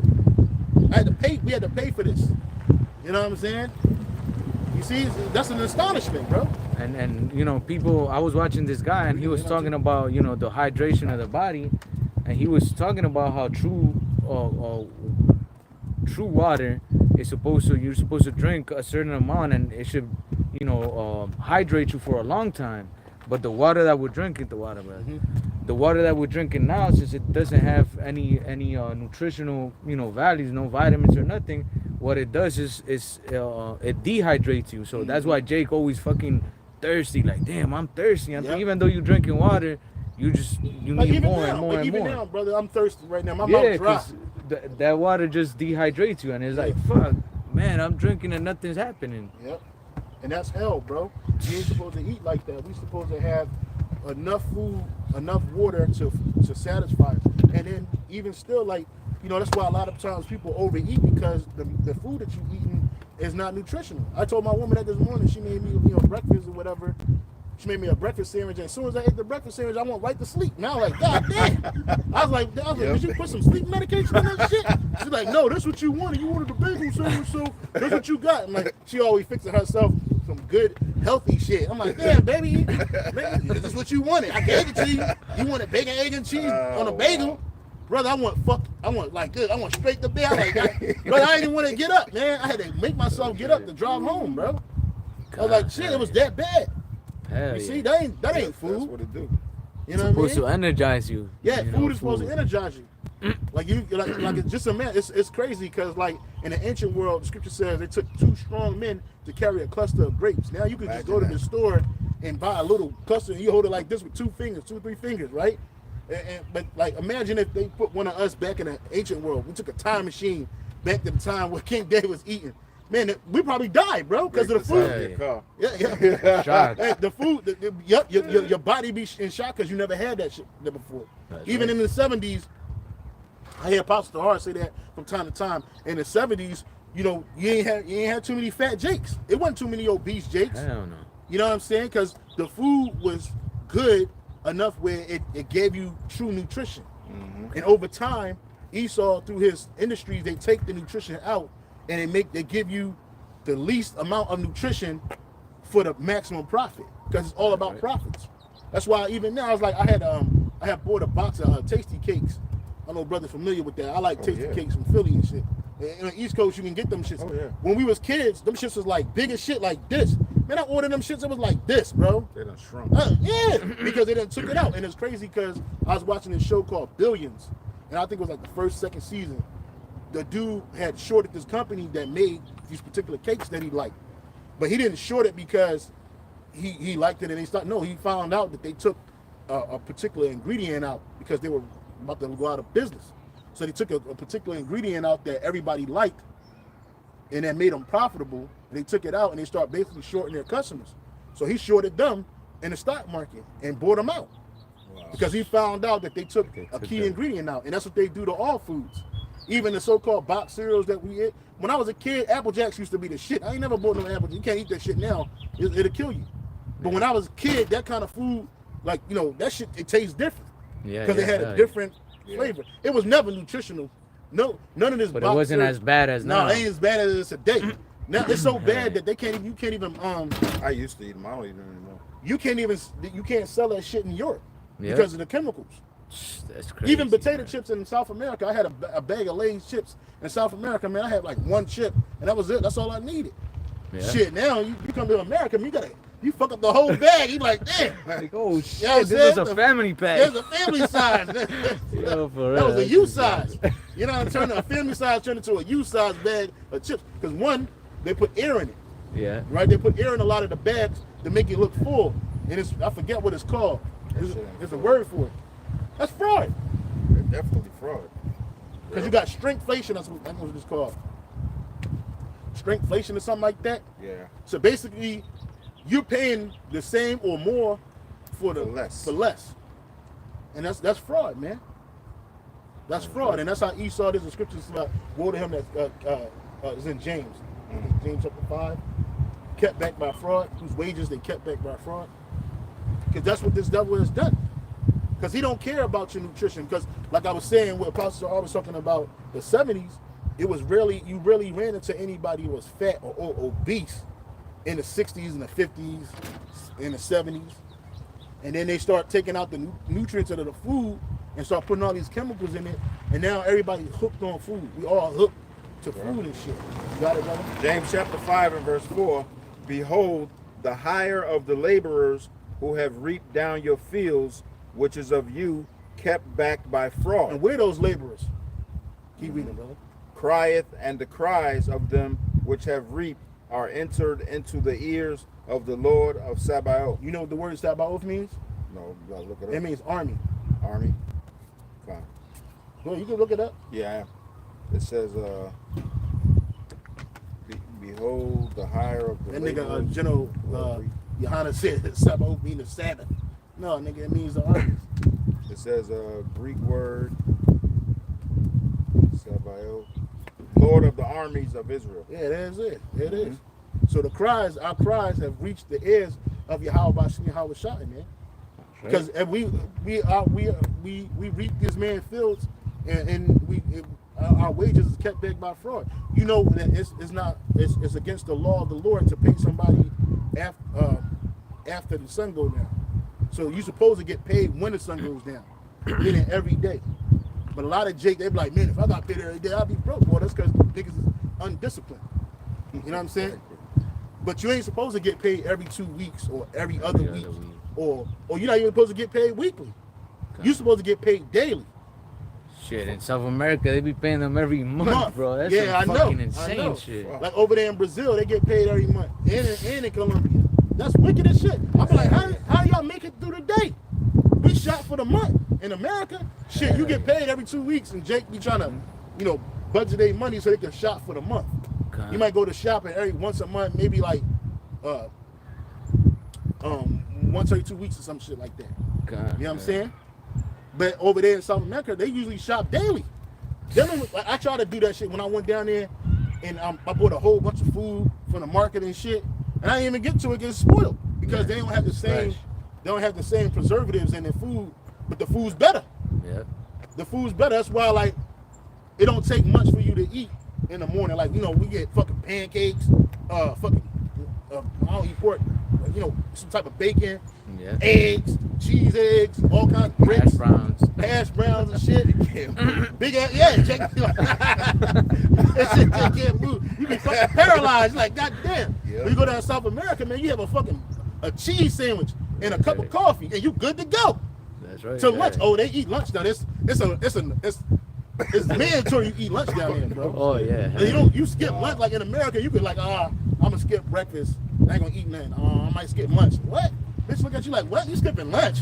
We eat all 3 meals here. You go to Dominican Republic, same thing, they eat 3 meals a day. I ran into this guy who I used to work with, and he was born in Russia, but he lives over here. And he was telling me how he had just got back from Russia. Mm-hmm. And he was like, man, when he got there, he said the fruits and the foods is real. Yeah. And he was saying how the comparisons are. He said, I come back over here and got to eat this fake whatever. But he said when he got to Russia, the fruits, the oranges and the apples were all big and real. Yeah, like in Brazil, oranges are yellow. Orange, they're not.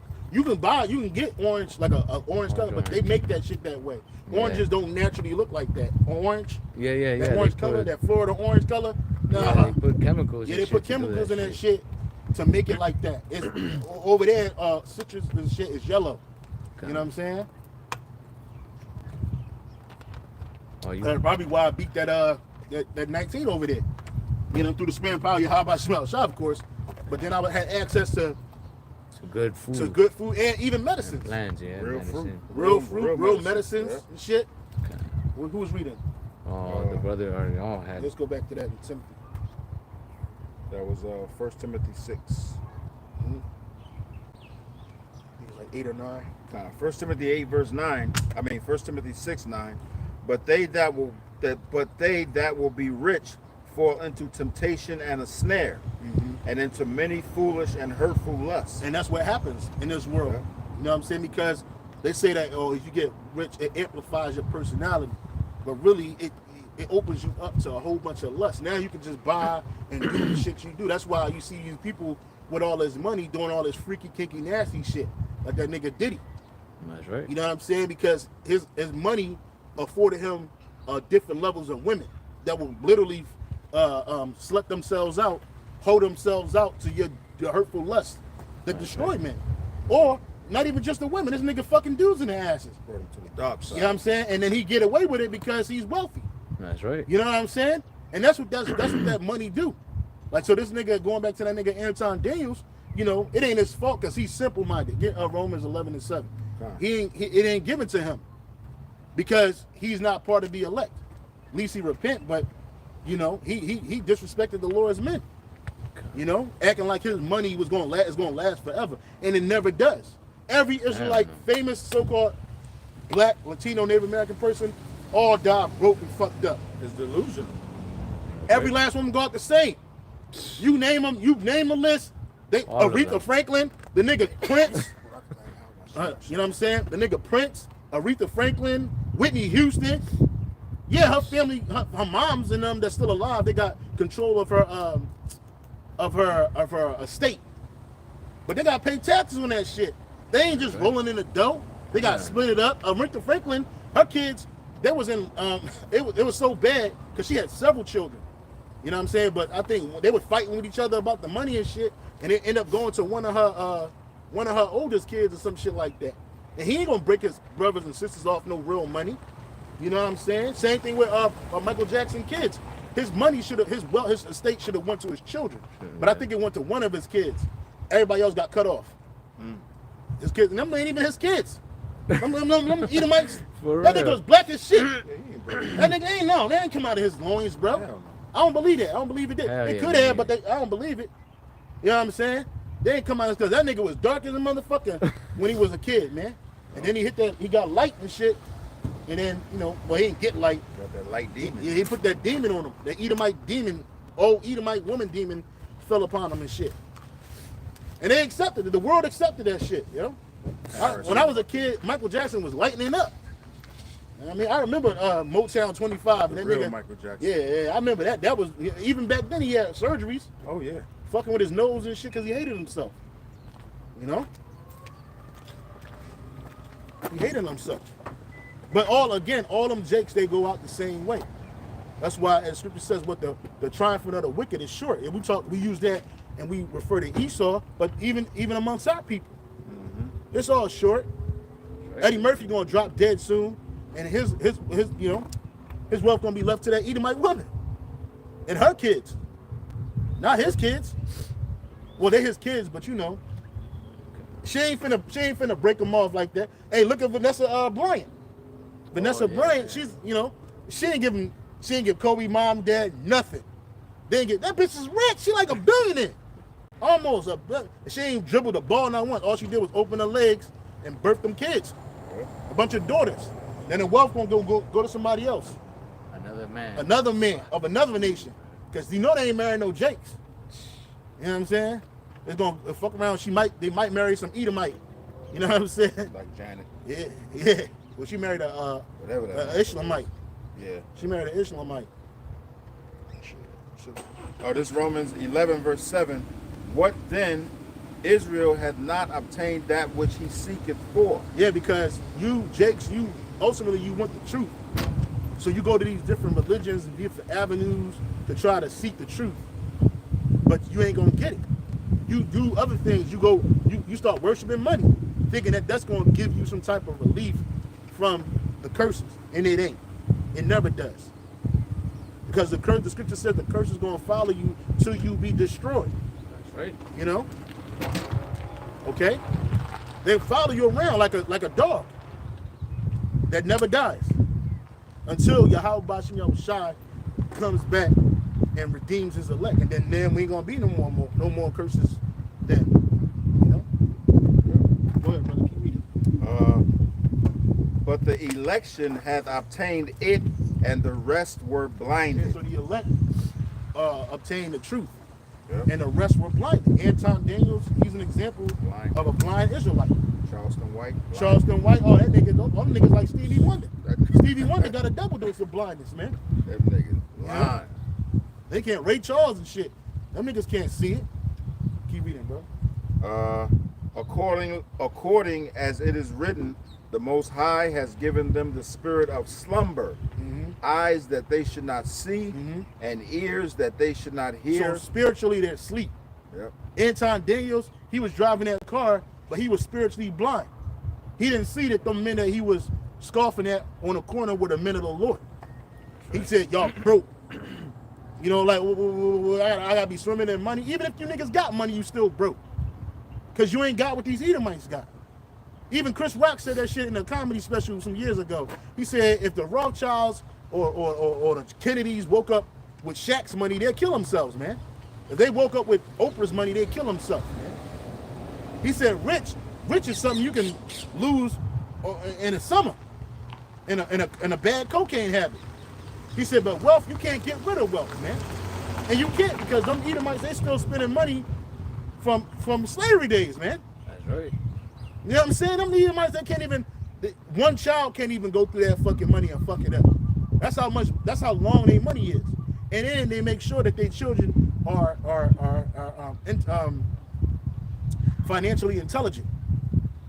So they don't even get access to the whole family's wealth. They'll just get the kid that's a fuck up. Eustace Mellon said that.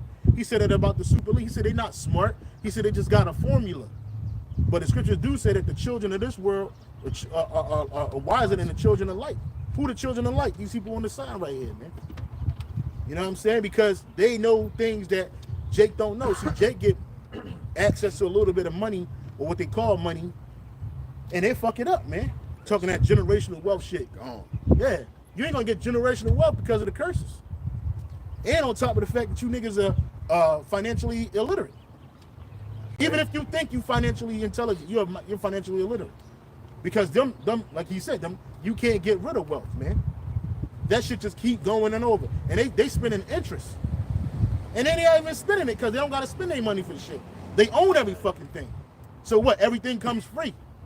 Yeah. When's the last time one of the Rothschilds went to the mailbox and had to open up a mailbox and had a bill? They ain't got no bill.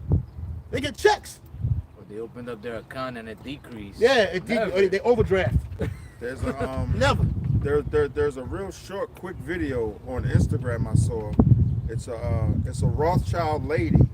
I forget what her name. The dude who came across her said her name, and she was with another guy who was probably a Rothschild. And when he saw her, he looked at the watch on her wrist, and he said, "Hey, that's a $350,000 watch on your wrist, right?" I think he said Cynthia Rothschild, something like that. I don't know. You gotta find it. And he said her name, and she gave him a look, like they say, looks could kill. She looked at him. Oh, like, I saw that. It was an Edomite. It was a skinny ass Edomite Rothschild. Yeah. I know what you're talking about. Yeah. I think she's either Rothschild or Rockefeller. Yeah, I think it was. Yeah, he said Rothschild or Rockefeller. It wasn't even that. They weren't even a Rothschild. It was one of the. Oh yeah. It was one of the. I believe. I could be wrong, but I believe it was one of the fucking. It was one of those families. No. The motherfuckers at the Windsors. Oh, It was the Windsor. It was Charles' sister. It was an old. I might have been in that one. Anyway, go ahead, brother. Yeah, but when he approached her, she looked at him with so much disdain. They say, like, "Who the fuck are you?" Yeah, because first of all, it don't. Money is not an option. It's not an option. It's not money is not an object. What is this? Yeah. He said that's a $350,000 watch on your wrist, right?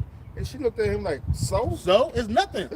Like you got Jake get a fucking Louis Vuitton purse, and the woman they cherish it, they worship that shit. Oh, don't put it on the floor. Yeah. Some Edomite bitches, man, they be kicking that shit, tossing that shit on the floor like it's nothing. Yeah. Because it's just a bag. Yeah. It's just a watch.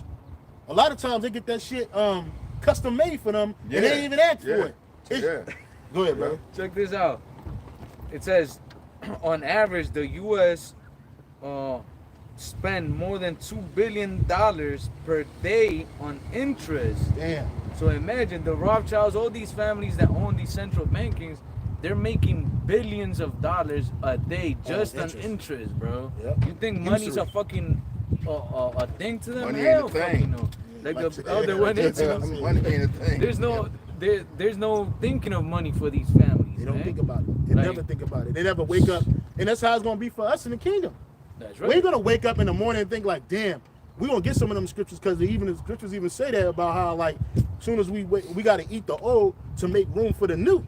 This looks like her. Lady Len Forrester, the Rothschild. Could be. It looks. But they ain't worried about that. They make money. They create it.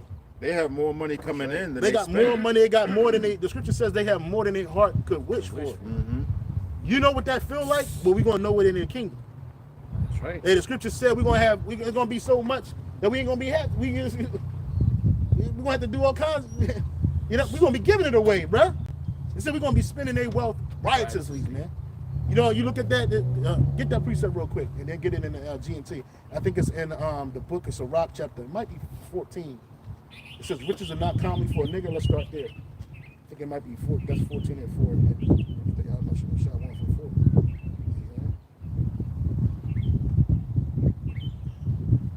4. God, this is in the book of Ecclesiasticus 14 and verse 3. It says, riches are not commonly for a niggard. A niggard is a stingy person, man. You got a lot of niggas running around here. Niggards running around here. Of the other nations as well as our own. Go ahead. And what should an envious man do with money? Yeah, what should an envious man do with money? You got Jake, you envy the wicked. The scripture tells us not to envy them. What you gonna do with money? You gonna end up envying yourself. You gonna fuck it up. Keep reading. Verse 4, it says, he that gathereth by the fraud his own soul gathereth for others. Yeah, that's what these the Edomites is doing, because you can't get rid of wealth. Wealth is only transferred. You can't fuck it up. You can't blow it. You can't burn it. It's going to be transferred. That's why the scripture says in Sirach 10 and 8, real quick. Hold that. Sirach 10 and 8. This is the book of Sirach, chapter 10 and verse 8. Because of unrighteous dealings, injuries, and riches got by deceit, the kingdom is translated from one people to another. So it has to be translated. And this is the reason why you Edomites are going to cough up everything that you swallow down. You're going to vomit it back up. Because of injuries, riches gotten by deceit. How did you get wealthy? You had to injure nations, chiefly the nation of Israel. Okay, you deceive nations. Chiefly, you deceive the nation of Israel. Therefore, the kingdom is translated for what? For one people to another. 2nd Ezra 6 and 9.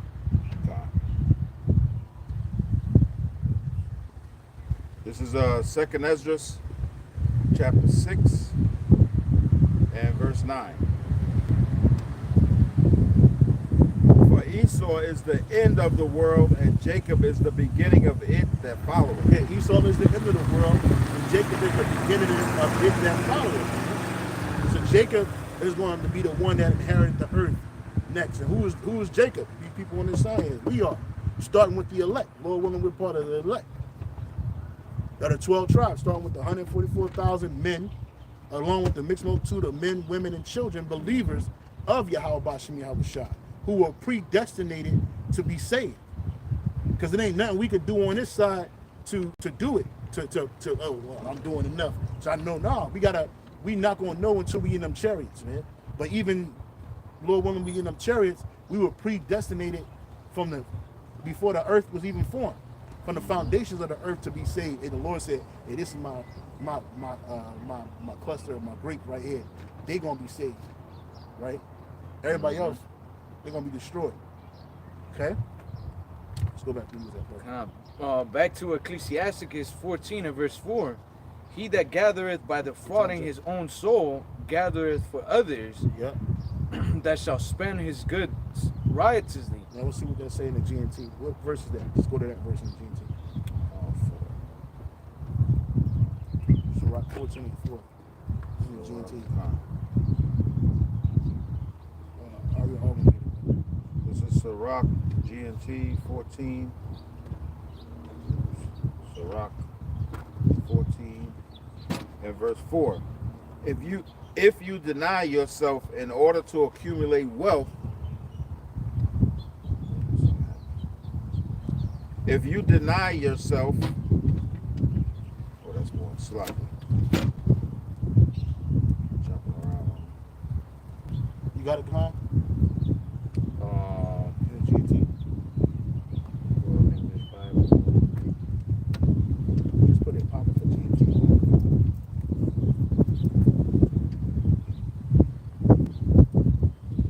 Sirach 14 and verse 4.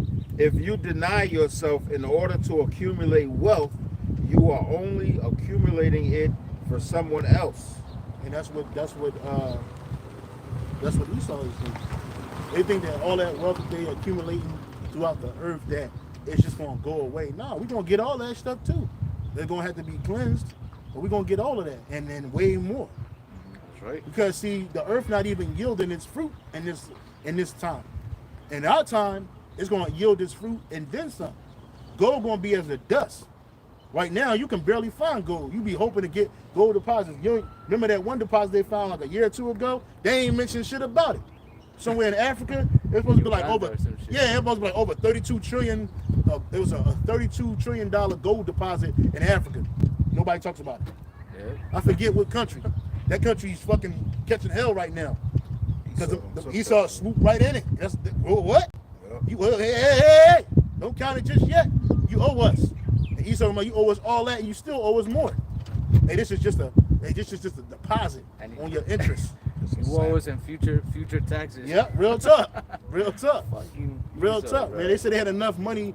They found enough gold in that deposit to pay off the debt of that country and then other countries. But that shit went right into the coffers of the Edomites. Know that. And they paid a couple people on the top pennies, and then the rest, they're going to them. see? But see, when we come into power, gold deposits gonna be popping up out of everywhere, bro. And it ain't gonna belong to nobody but the Israelites. You know where to bring it to, over here. We're gonna be walking on gold. Can you imagine, brother, a city in today's time and that's made of gold? Shit, it'd be war over there. You see what they want to do to you see what they did to the Navi and that movie, what's that shit called? What's that movie with the blue people? Avatar. Avatar. Yeah, unobtainium. This nigga he brought war to these people for some unobtainium. You know what I'm saying? You see what he wanted to do to Black Panther and Namor and them people, Issachar and Judah, Ephraim and Judah, and that was make believe, nigga. They wanted the vibranium. You see? Don't forget evil in cartoons. Here it is. They got inferior weaponry. They got inferior weaponry. They got inferior training. But yet these motherfuckers want to get together and fuck up Jake for some goddamn vibranium.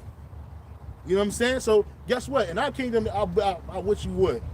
We wish you would even think a thought of trying to steal from us. They don't belong to you. Can't steal when you belong to, yeah. What is that? Can't steal when you have chains on you. That's right, brother. Around your neck.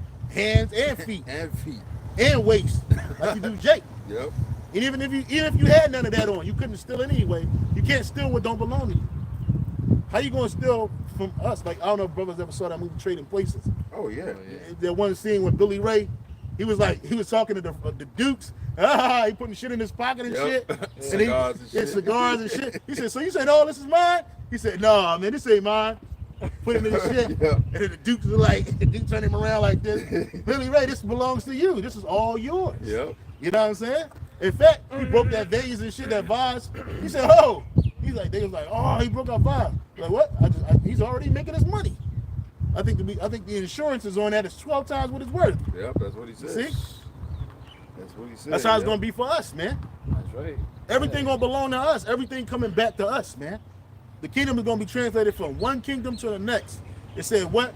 Esau is the end of the world. Jacob is the beginning of it that followeth, man. Ecclesiasticus 14:4, he that gathereth by defrauding his own soul, gathereth for others, that shall spend his goods riotously. And that word riotously, and the word riotously, in a definition, it's this very loud and uncontrolled way that is full of energy.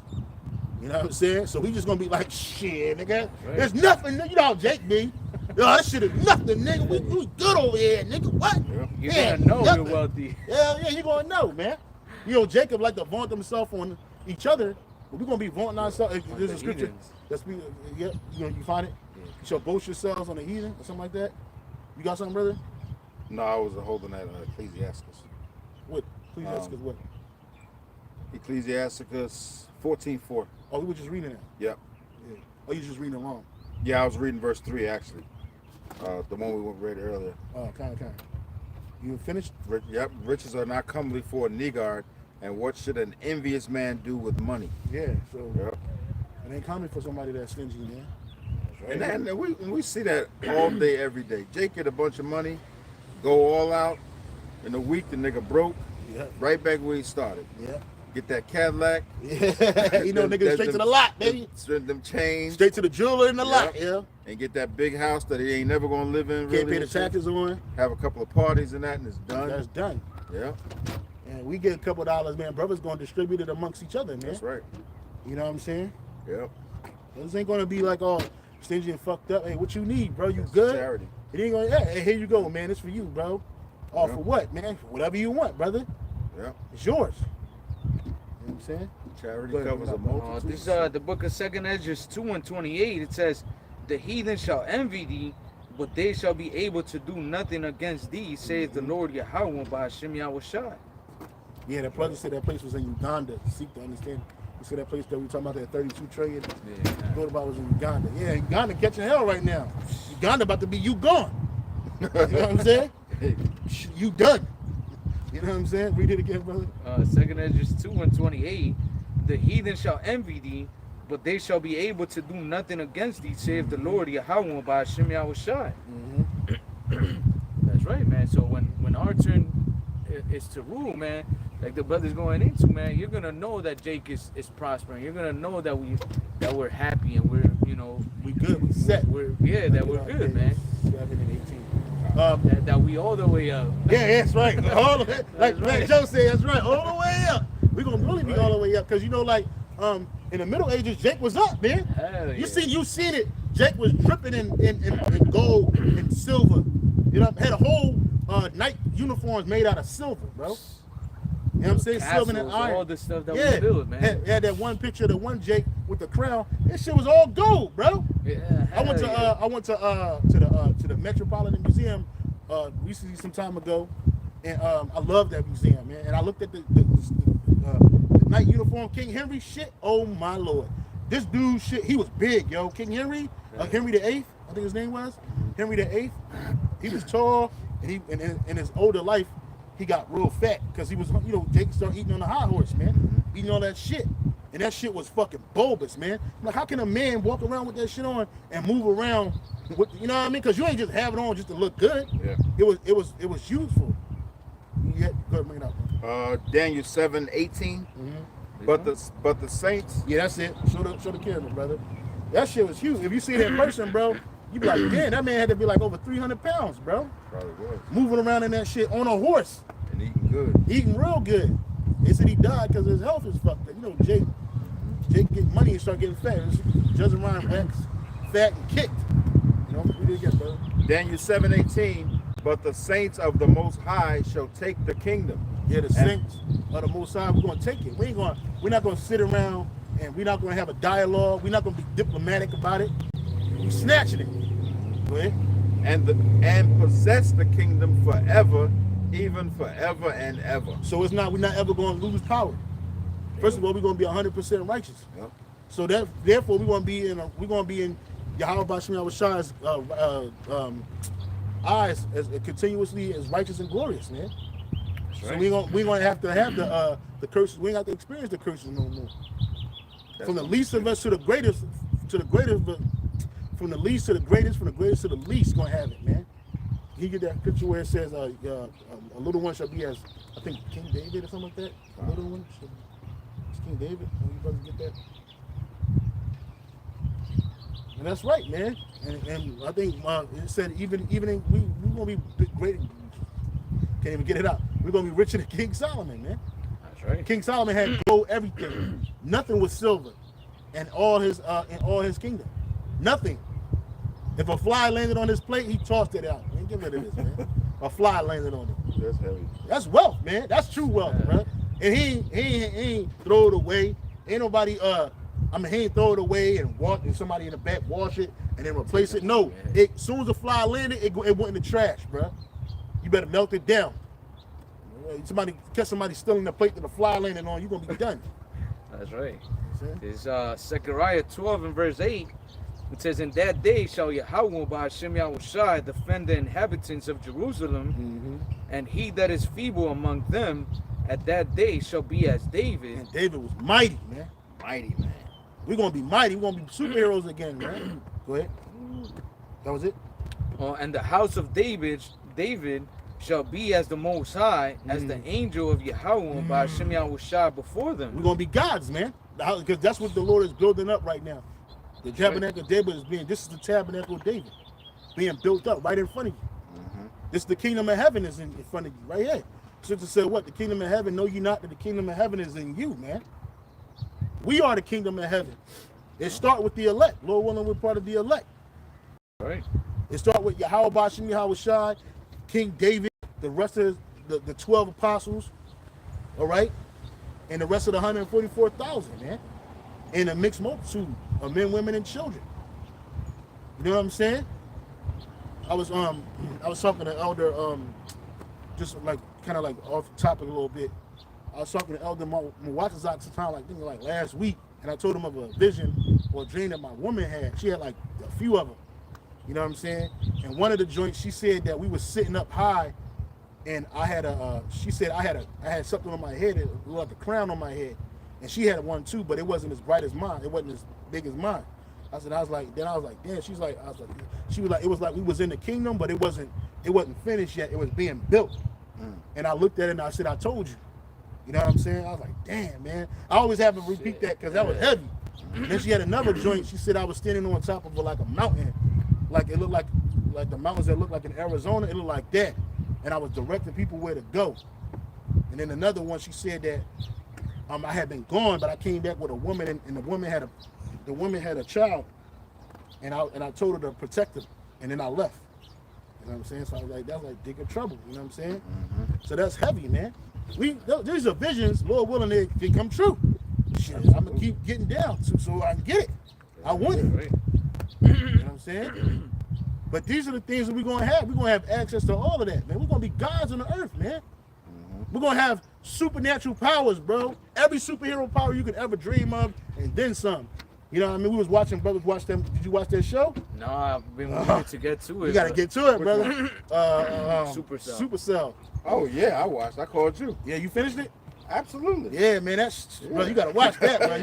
You running There's late, brother. the way it ended, there's gonna be a season 2. Oh, it's gonna be season 2. Yeah. It gotta be. And I Googled it, and it said season 2 is coming. Yeah, that's right. And that's right. And season 2 is really coming. Yep, season 2 of the Israelites. The true Supercell. The real version. The real version gonna be in real life, man. Yeah. Because those Jakes, the only negative about that is that one of the Jakes that has superpowers, nigga smoking weed. Yeah. So we know the Lord ain't Elders dealing talking with about that yesterday. Yeah.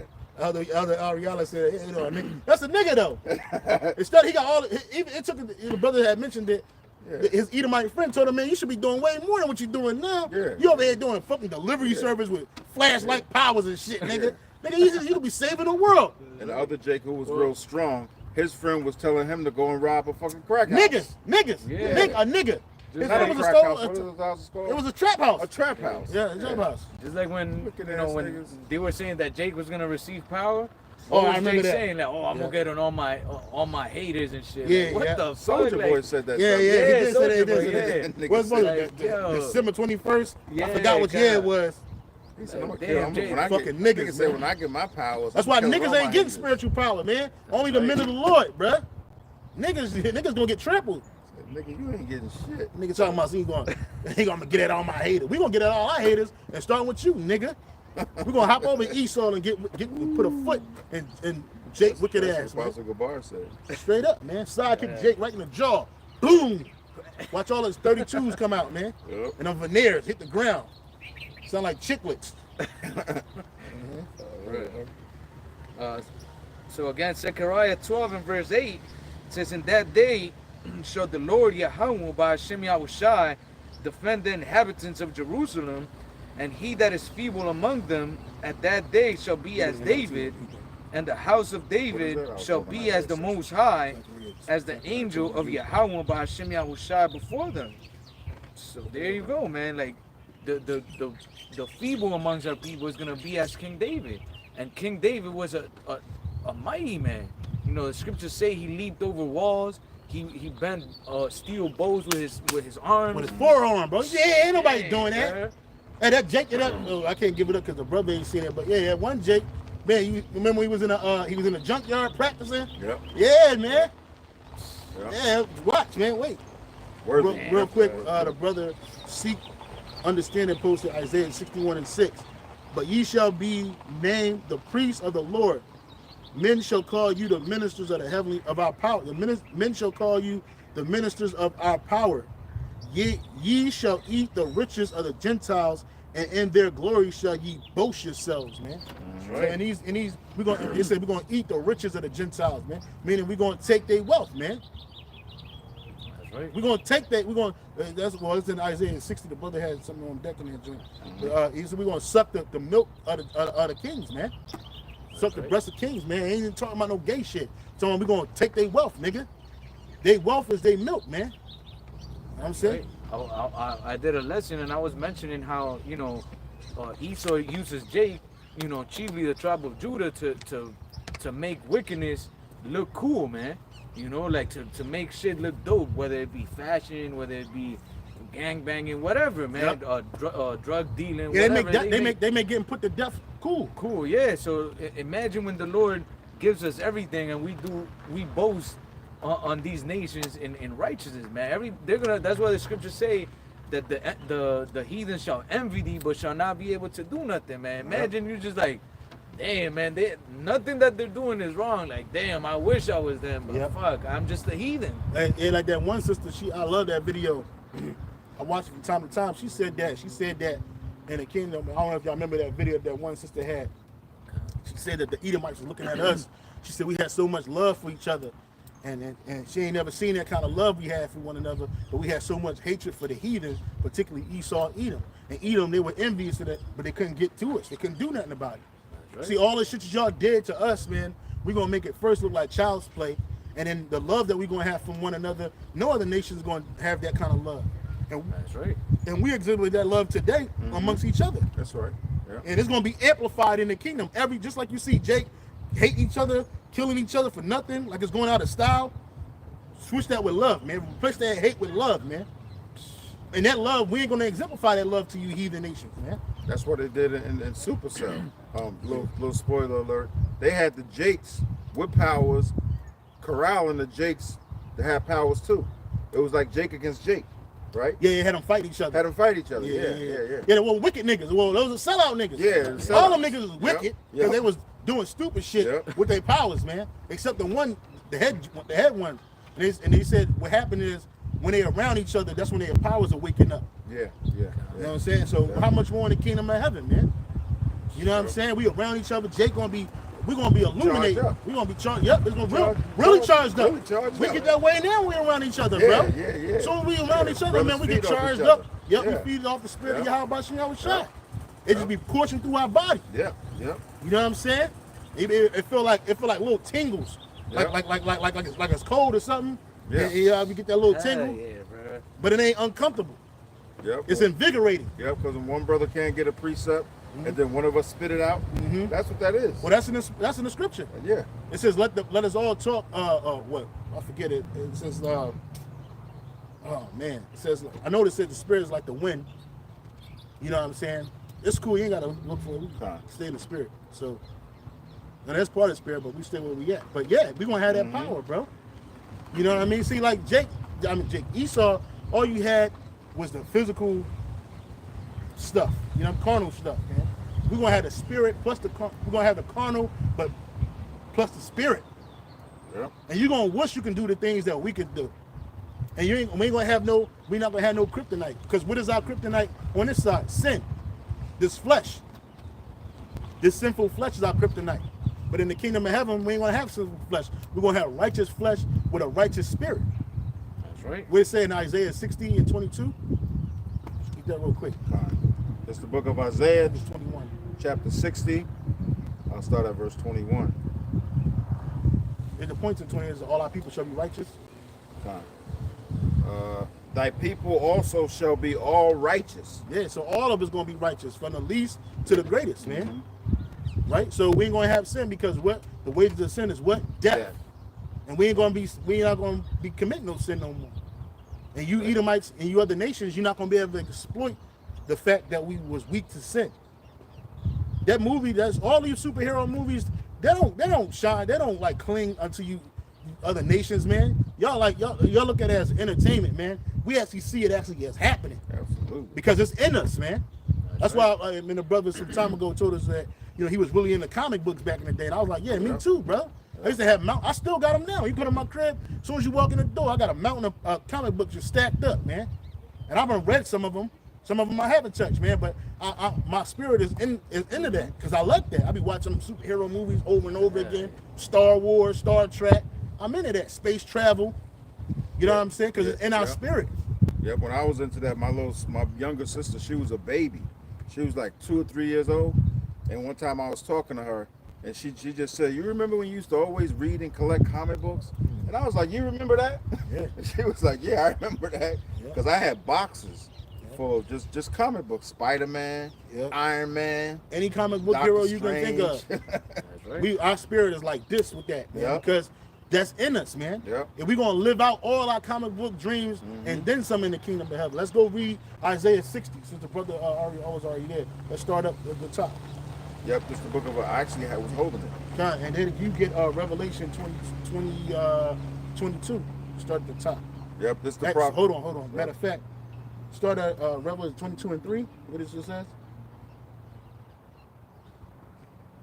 21. Go to 21 and 3. Yeah.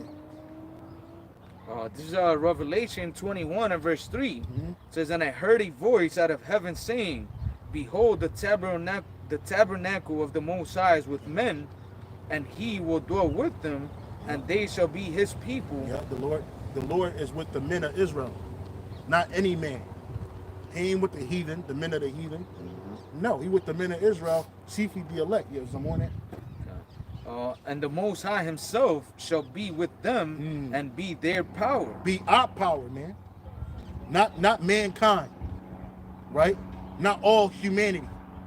The men of Israel, man. That's right.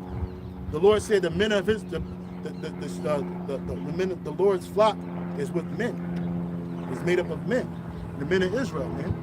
The sheep, the lost sheep of the house of Israel. Go ahead, bro. Your water, bro. Verse 4, it says, and the Most High shall wipe away all tears from their eyes, and there shall be no more death, neither sorrow nor crying. There's going to be one immortal nation on the earth, and that's going to be the nation of Israel. Starting with the elect, we ain't going to have no more pain, no more crying. We're going to cry one last time when we see the body of Yahushua. That's it. There ain't going to be no more tears flying from our eyes, man, rolling down our cheeks, man. Not even tears of joy. We're not going to cry no more, bro. We're going to be immortal. And these nations think that belongs to them. We did a lesson last night telling you that this message is only for the children of Israel and for the nation of Israel and chiefly the elect of Israel. That's right. But notwithstanding, it's for Israel.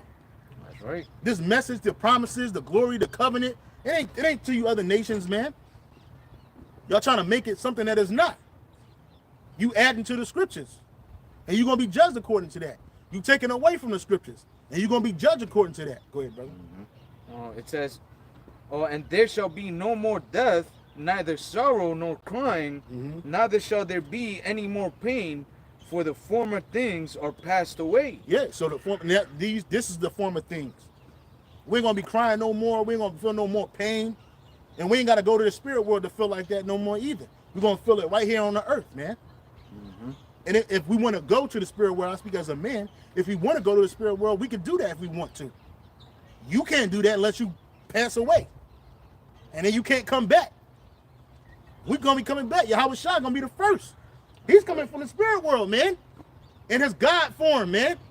That's right. With our brothers and the brothers that passed away on this side, along the ones that are martyred, you know what I'm saying? Along with the angels, which are also our brothers.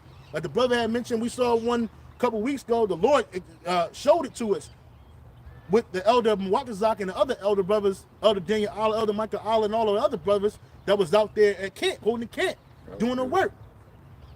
And it's angels right now encamped around us, man, because we fear the Lord. That's right.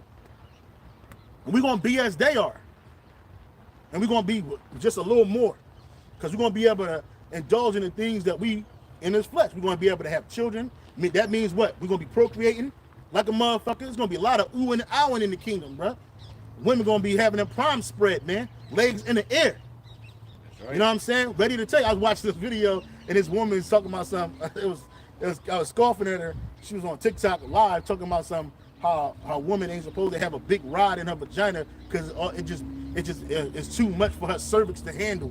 It going to bruise her. It bruises her cervix. So the reason why women, she claims, I don't know how medically sound this is. She claimed that the reason why women's vaginas be smelling like fish and shit is because of blood. No, it be smelling like fish and shit because you fucking 1,000 men. You only supposed to be with one man. If you got one man, your shit ain't gonna be all knocked out. Your pH balance ain't gonna be messed up.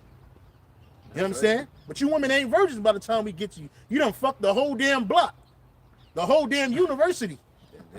Like Ice Cube said, you know what I'm saying? She fucked the whole university, man. I said, I seen a clip too on the internet. Some dude was like, "Oh, we call her 50 Cent because she's been with many men." That's right, man. Like, damn, these women straight are up. hoes, man. It's all these witches are hoes, and they love to be that way. The whole culture. That chick, Sexy Red, was in the hospital. She said, "I'm at the doctor trying to figure out why my coochie stink." Cause you fuck 1,000 niggas and you let them bust all up in you, man. You got dead semen, you got World War V going on in your fucking vagina, man. You know what I'm saying? You got Terminator semen all up in there. You got diseases.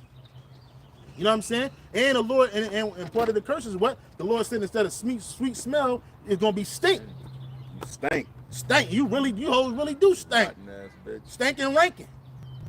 You know what I'm saying? In the ancient world, it took a woman 12 months to get ready for her man. You can see that, and you can read about that in the book of Esther, man. Yep. 12 months, man. She was a virgin. So by the time it was time for her to lay down with the king, he could smell her, and it wasn't stinking, baby. You can smell a mile So away. I'm telling you, man. It turned them on right there, like, oh man. Smell all good. Hit all them endorphins start getting loose. Yep. You know what I'm saying? Aphrodisiac. That's right, man. Aphrodisiac. That's right, man. I always like that word, aphrodisiac. You know what I'm saying? That come from us. That come from Jake, man. Yep. You know what I'm saying? And then on top of that, we are gonna get our rides back, man. Our joint gonna be man, and our women gonna be able to take that pounding and grounding and pounding. And you women of the other nations, you're gonna take it too. Yeah.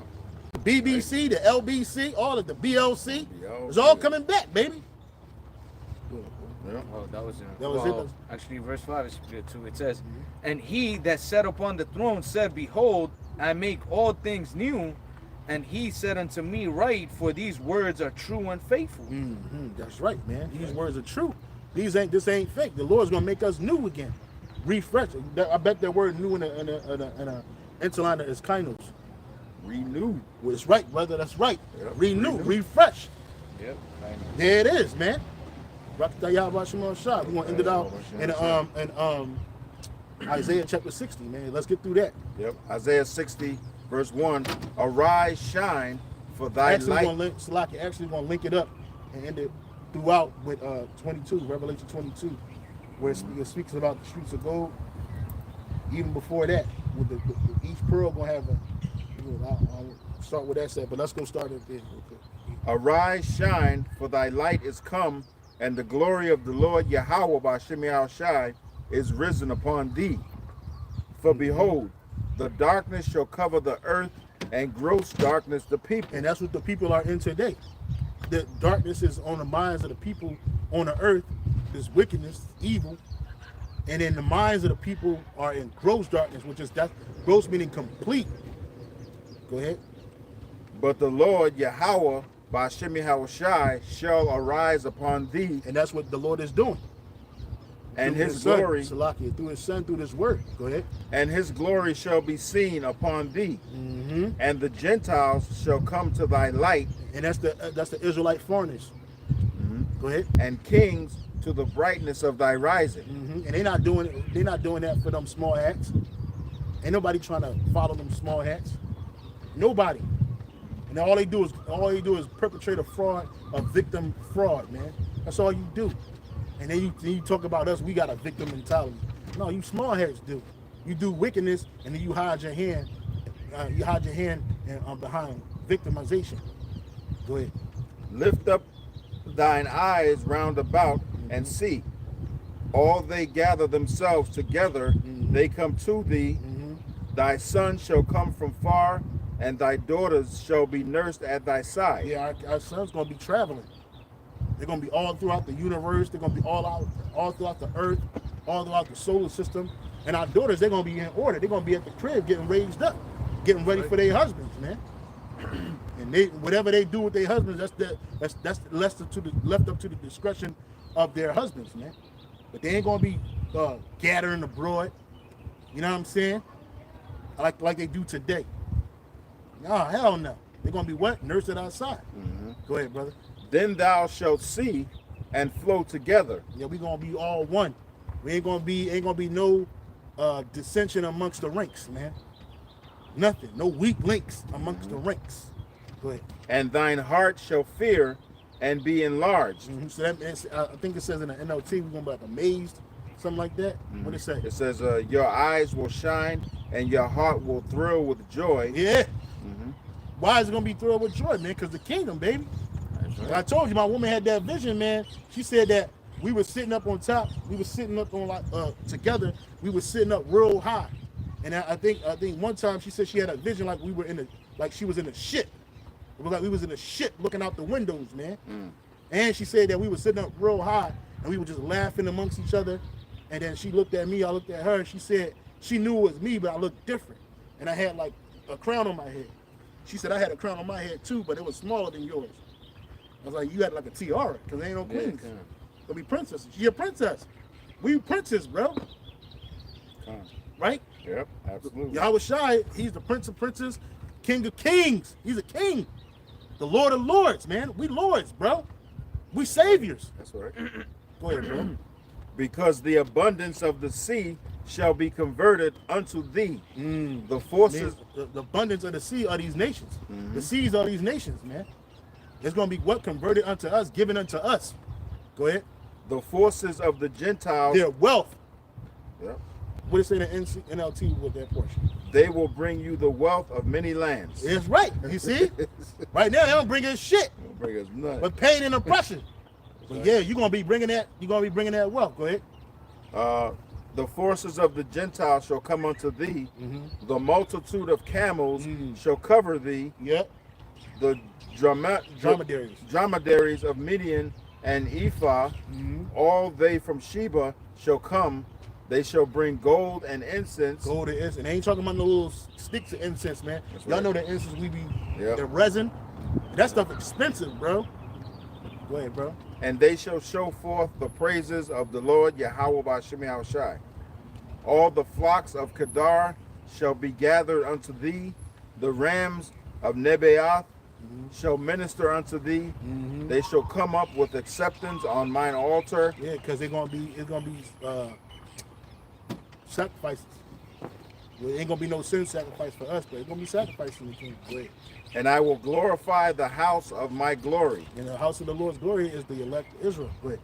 Who are these that fly as a cloud and as the doves to the windows? And we're gonna be actually have the ability of flight, and we're gonna have chariots, bro. What does it say in the NLT? NLT, it says, and what do I see flying like clouds to Israel? What do I see flying like clouds to Israel? So like you remember that scene in the first Black Panther where T'Challa was in the chariot, and then he went through Turned to Wakanda. Yeah, he was like, man, it never gets old, man. That's how it's gonna be when we fly into Israel. I mean, Jerusalem, bro. That's right. That's how it's gonna look, man. And our land gonna expand too. It ain't just gonna be that little slither of land. We're going from the borders of Egypt, the Nile River, all the way to the Euphrates. Everything in between, north and south, east and west, is gonna belong to us, baby. That's ours. Even though the whole earth gonna be ours, but that's gonna be our headquarters, man. Yeah, you can imagine what the scriptures say, like the holy city, man, just flying in on the high holy days, like damn. Everybody coming like damn. Go along, Yahweh B'Shem Yahushai, man. We'll be screaming, bro. Rockatha Yahweh B'Shem Yahushai. Ain't gonna be nobody there like, shh, you too loud. What? Smack your fucking head off your shoulders. You disrespect one of the men of the Lord. Yeah, you crazy. That's right. Go ahead, brother. Verse 9, surely the isles shall wait for me, and the ships of Tarshish first. And Tarshish, that's where Portugal, Spain is. That's where Jake came to slavery first. Through them motherfuckers, man. Go ahead, brother. First to bring thy sons from far, their silver and their gold with them. Yeah, it ain't gonna be no pocket full of silver, pocket full of gold. We talking about big boatloads, man. Boatloads, shipping containers full of gold and silver, man. It's coming to us, man. When them nations, it ain't never gonna stop. It says, I want to see, because I think it says the gate shall be open continuously, and that's when we're gonna pause there. We're gonna jump over there in Revelation 22. Go ahead. Their silver and their gold with them unto the name of the Lord Yahweh thy power. That's right. And to the Holy One of Israel, because he has glorified thee. That's right. And the sons of strangers shall build up their walls. So if the Lord is dealing with every nation, who's gonna build up our walls, man? It said the sons of strangers. Ain't no strangers in Israel, because we ain't doing no work, bro. That's right. You nations gonna build our land. You nations gonna build our walls up, man. What it say in the NLT? In NLT, it says, they are ships from the ends of the earth, from lands that trust in me, led by the great ships of Tarshish. They are bringing the people of Israel home from far away, carrying their silver and gold. They will honor Yahweh your power, the Holy One of Israel. Yeah, because in that day ain't gonna be nobody worshiping these idols, these dead idols. Ain't no more Jesus Christ, no more Muhammad, no more Ali Akbar, no more Hare Krishnas, none of that bullshit, yo. Ain't no more gods of the ancient Egypt. You fucking crazy, man. That's right. Nut and gut and butt and duck and tut. Fuck out of here, yo. Shit's gonna be melted, bro. That's right. Buddha. Yep. And the sons of strangers shall build up thy walls. What it say that portion in the NLT, what it say? It says, foreigners will come to rebuild your towns. Foreigners, meaning them heathen nations, bro. Yep. So again, if the Lord love everybody, wait a minute, who's gonna be building our walls up, man? That's right. You know what I'm saying? Only makes sense. It only makes sense, brother. Because the narrative is only about the children of Israel being saved in salvation and enjoying the kingdom of heaven. Now, by default, when you nations stand up, and that's after 1,000 years of hardcore slavery, you know what I'm saying? Then y'all gonna be able to rebuild y'all situation, y'all land. We ain't gonna be building it up, and you gonna have people watching over you. Our sons. That's right. You know what I'm saying? Our sons gonna watch over you, make sure y'all doing the right thing. And you ain't gonna come straight to us. Y'all gonna have to talk to one of our boys. You know what I'm saying? And they're gonna relay the message. Hey, Abba, hey, this is what's going on over here, or dad. That word dad is uncle in the Hebrew. Da'ad. You know what I'm saying? That's gonna be for to my nephews, man. His sons, right. and my sons, and them. Hey, this is what they got going on. Okay. All right, good. Keep it up. Keep reading, bro. And the sons of strangers shall build up thy walls, and their kings shall minister unto thee. They gonna be slaves. Yep. Ain't gonna be no minister like a good minister, Farrakhan. No, they gonna be slaves, man. That's right. Vocab Malone, you got a problem with that. They talk about we gonna be slaves. You damn right. We was your slaves. We was we was enslaved. We was in captivity of every nation on the planet Earth, man. So they ain't gonna be slaves to us? The fuck? For in my wrath I smote thee, but in my favor have I had mercy on thee. Yep. In the Lord's wrath, he smote us. But in his mercy, he gonna have favor, man. And we open the mercies of David gonna be ever flowing for us, man. The Most High is very merciful unto us, man, but not to you nations. What you gonna show you mercy? You gonna get mercy. Even Esau, when he get put to death That's right. and eviscerated, he not gonna be in slavery forever. No.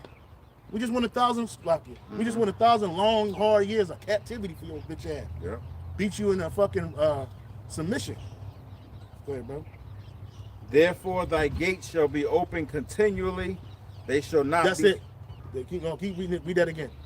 Verse 11, therefore thy gates shall be open continually, they shall not be shut day nor night, that men may bring unto thee the forces of the Gentiles. That wealth, baby. It's never gonna be. It ain't gonna be shut. Even after 1,000 long years of captivity, them gates gonna be open, baby. That's right. Day and night, just gonna be coming in, bro. Tribute, baby. We need that. I need my chips and my dip. Go ahead, brother.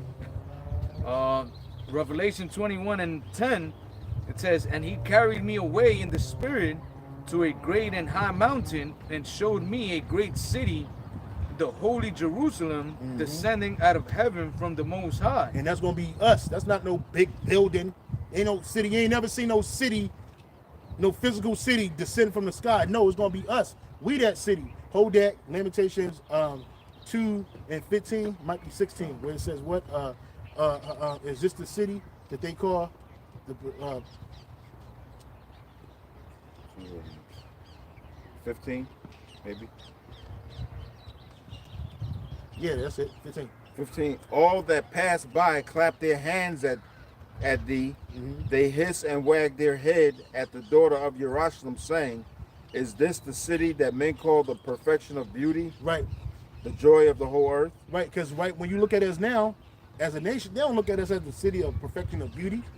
Not even our women. We got some fine ass women even on this side.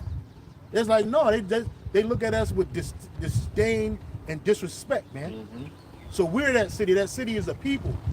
Jerusalem is a people before it's a place, man. It ain't talking about the city over there in the state of Israel where they arguing and fighting. You got that funky ass, foot smelling, ass smelling masjid over there called the Dome of the Rock. That shit's gonna be eviscerated, nigga. That Wailing Wall gonna fall on you fucking heathens, nigga. That's right. Okay, it's talking about us. Okay, and we that city, man. We're gonna come out, we're gonna come down, we're gonna have our mantles on, those capes. We're gonna be superheroes, man. Mm-hmm. We're gonna be dressed in our war apparel, man. Yeah, we're gonna be getting down. We're gonna be descending from the sky, man, from the heavens, bro. Out of them chariots. The same way we went up, the same way we coming back down, baby. Just like Yahushua, man. Yep, that's right. Go ahead, bro. It says, Revelation 21:10, and he carried me away in the spirit to a great and high mountain, and showed me that great city, the holy Jerusalem, descending out of heaven from the Most High, having the glory of the Most High. Yeah, so we're gonna have that light on us. All of us, man. That glow. That glow. You got the glow. That's Your right. body, one thing got to go. It's the power of elevation. What's that? Bruce Leroy. Yeah. You know what I'm saying? Catches bullets with his teeth. Nigga, please. Yeah, we gonna catch bullets, all right. We ain't gonna have to catch them without teeth. They're gonna stop in front of us and fall to the ground, then get back up, turn back around, and go straight through your dome, nigga. That's right. Go ahead, bro. It says, having the glory of the Most High, and her light was like unto a stone most precious, even like a jasper stone, clear as crystal. Clear as crystal. Yeah. It says, Because we're gonna have physical stones, man. They're gonna be adorning our lands, man. Go ahead. it says, and had a wall great and high, and had 12 gates, and the gates are 12 angels, and names written thereon, which are the names of the 12 tribes of the sons of Israel. Yep. Well, and See, where's the name of the other nations? Right? Where's the name of the other nations? That's Nowhere right. to be found, bro. See, the 12 tribes are the sons of Israel. Man, it's gonna be Judah, Benjamin. It's gonna be Judah, Yehoiada, Benjamin, Loya, Shemayawan, Zebulon, Ephraim, Manasseh, Gad, Ra'aban, Naphtali, Asher, right? Issachar, bro. That's It's right. gonna be on everything. You're gonna see it. You don't see that over there in the state of Israel right now. Yeah. Hell no, bro. If you seen a stone, somebody would have tried to steal it. You know what I mean? That's right. Them Arabs would have really been kicking up sand over there and trying to get that stuff, man. Go ahead, bro.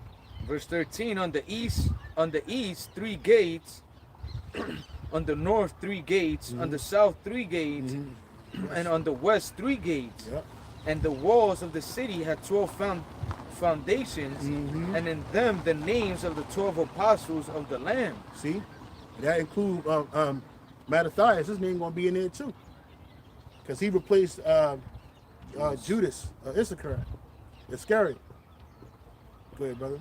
And he that talked with them had a golden reed to measure the city, and the gates thereof, and the wall thereof. And the city lieth 4 square, and the length is as large as the breadth. And he measured the city with the reed 12,000 furlongs. The length and the breadth and the height of it are equal. And he measured the wall thereof 144 and 4 cubits, according to the measure of a man, that is, of an angel. Hey, Salaki to the brother Kazak. I don't know. I must have touched the screen. It had deleted your messages, brother. I didn't do that on purpose, bro. Kazak Bun Yahweh. I didn't do that on purpose. I didn't mean to do that. My hand was touching the screen, brother. So if you don't see your messages up there, it was an accident. It was accidentally deleted. I don't know what the hell happened.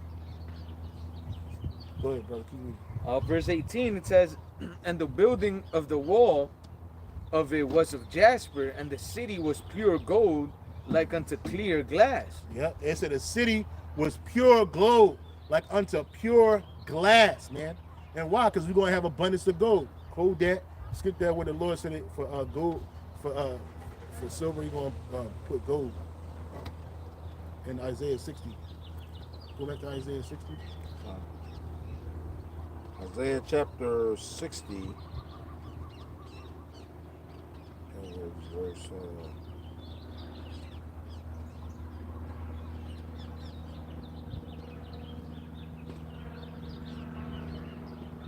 Keep going.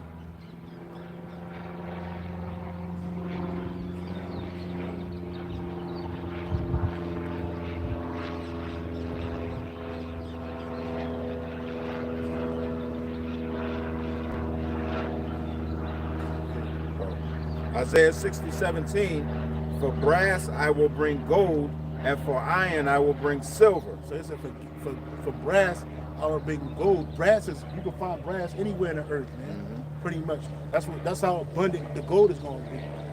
And for what? And for iron and silver. For iron I will bring silver. So you can find iron in the earth just as abundant. You can find iron in the earth. You're gonna be able to find silver in the earth, man. Why is that? All of these materials gonna be used to build what? Our walls up. Keep reading. And for wood, brass. And just like you can find wood, look, we still in a whole bunch of wood is in front of us. That's how abundant brass gonna be. And wood gonna be abundant too. Go ahead, keep reading. And for stones, iron. And for stones, iron. We find rocks everywhere. Iron gonna be available. Go ahead. I will also make thy officers peace, And our exactors. and thine exactors righteousness. Yeah. So yeah, man. Let's go back to that, man. So that all them raw materials, them heathen nations gonna build up our walls, baby. And you hearing it right here in Revelation 22. All this is for Israel, man. This ain't for you other nations, bro. Again, you'll be able to enjoy the kingdom by default, just like Jake is out here enjoying portions of your kingdom by default. The other nations, they're enjoying portions of Esau's kingdom that we're in right now. By what? By default. That's right. Okay? Even you Edomites, man, while you building up our kingdom, you get the least of everything. Guess what? It's still going to be better than the greatest of anything that you give us here. That's right. You know what I'm saying? We got to feed our slaves. You gotta be fed. You got to be clothed properly, man. Sure. You ain't going to be having the finest of wares, but you're going to have rags and tatters. You ain't going to be showing your breast. You know, like these Edomites like to walk by you and flash. You remember that shit used to happen to us? A lot down there in Waikiki, man. Ain't going to happen. Bitch, you're going to be clothed up. You know what I'm saying? Only time you're going to be buck naked is when we get the finest of your woman and y'all come to our bedroom chambers or wherever we lay your ass down at and pop. Right. Because you belong to us, nigga. That ass belong to me. That's right. You know what I'm saying? Your soul belongs to the Most High, but that ass belongs to me. Go ahead, buddy. It says Revelation 21:18. It says, and the building of the wall of it was of jasper, and the city was pure gold like unto clear glass. And the city was unto pure gold, like unto pure glass. I remember watching that video. King Mashah said, you women, man, you gonna scrub them floors, man, because we want to see ourselves, man. That's right. You know what I'm saying? It ain't gonna just be no soap and water, man. You gonna have to clean our streets, man. Hell yeah. Our streets. I'm sorry, you're talking about the city right now, though, right? Yeah, okay. Let's keep on reading, bro. It says, and the foundations of the of the wall of the city were garnished with all manner of precious stones. The first foundation was jasper, the second sapphire, the third chalcedony, the fourth an emerald. Hey, the brother knows what them emeralds look like, bro. His mom's not putting his business out there, but his mom's, she dealt in emeralds, man. You know what I'm saying? I ain't never touched the emerald, bro. We got stones on. We love stones. All of us wear stones. You know what I mean? We gonna watch, man. And remember, the stones put off a vibration. Yeah. Each of these different. That's why we're gonna be on a high level, bro. They charge you up. Yeah, they're gonna charge us up, man. I want a whole room, a big room full of black opal, man. That is beautiful, man. Made out of it. Made out of it, man. Amethyst, all these stones, we're gonna have in abundance, man. So like they don't make a big deal about it. It's still expensive. We can't afford them big stones. We go to stone shows. We see them big old geo stones, and they charge you like 15,000 for one. No, buddy, that's ours. That's free. Go ahead, bro. It says the fifth sardonyx, the sixth sardius, the seventh chrysolite, the eighth beryl, the ninth topaz, the 10th a chrysoprasus, the 11th jacinth, the 12th an amethyst, and the 12 gates were 12 pearls. Yeah, you can imagine one little pearl to get out of the ocean. To get out, you gotta kill a oyster to take it and stuff. Well, it's gonna be a huge pearl, not no little pearl. It's gonna be a big one, man. And it's gonna be posted up. That's right. Right over the gate. Go ahead, bro.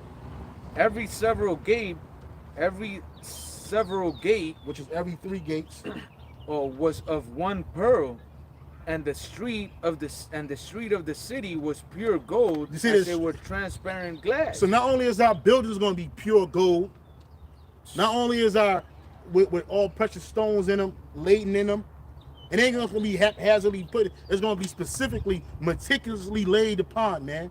Hey. You know what I'm saying? And the streets going to be gold. The streets, man.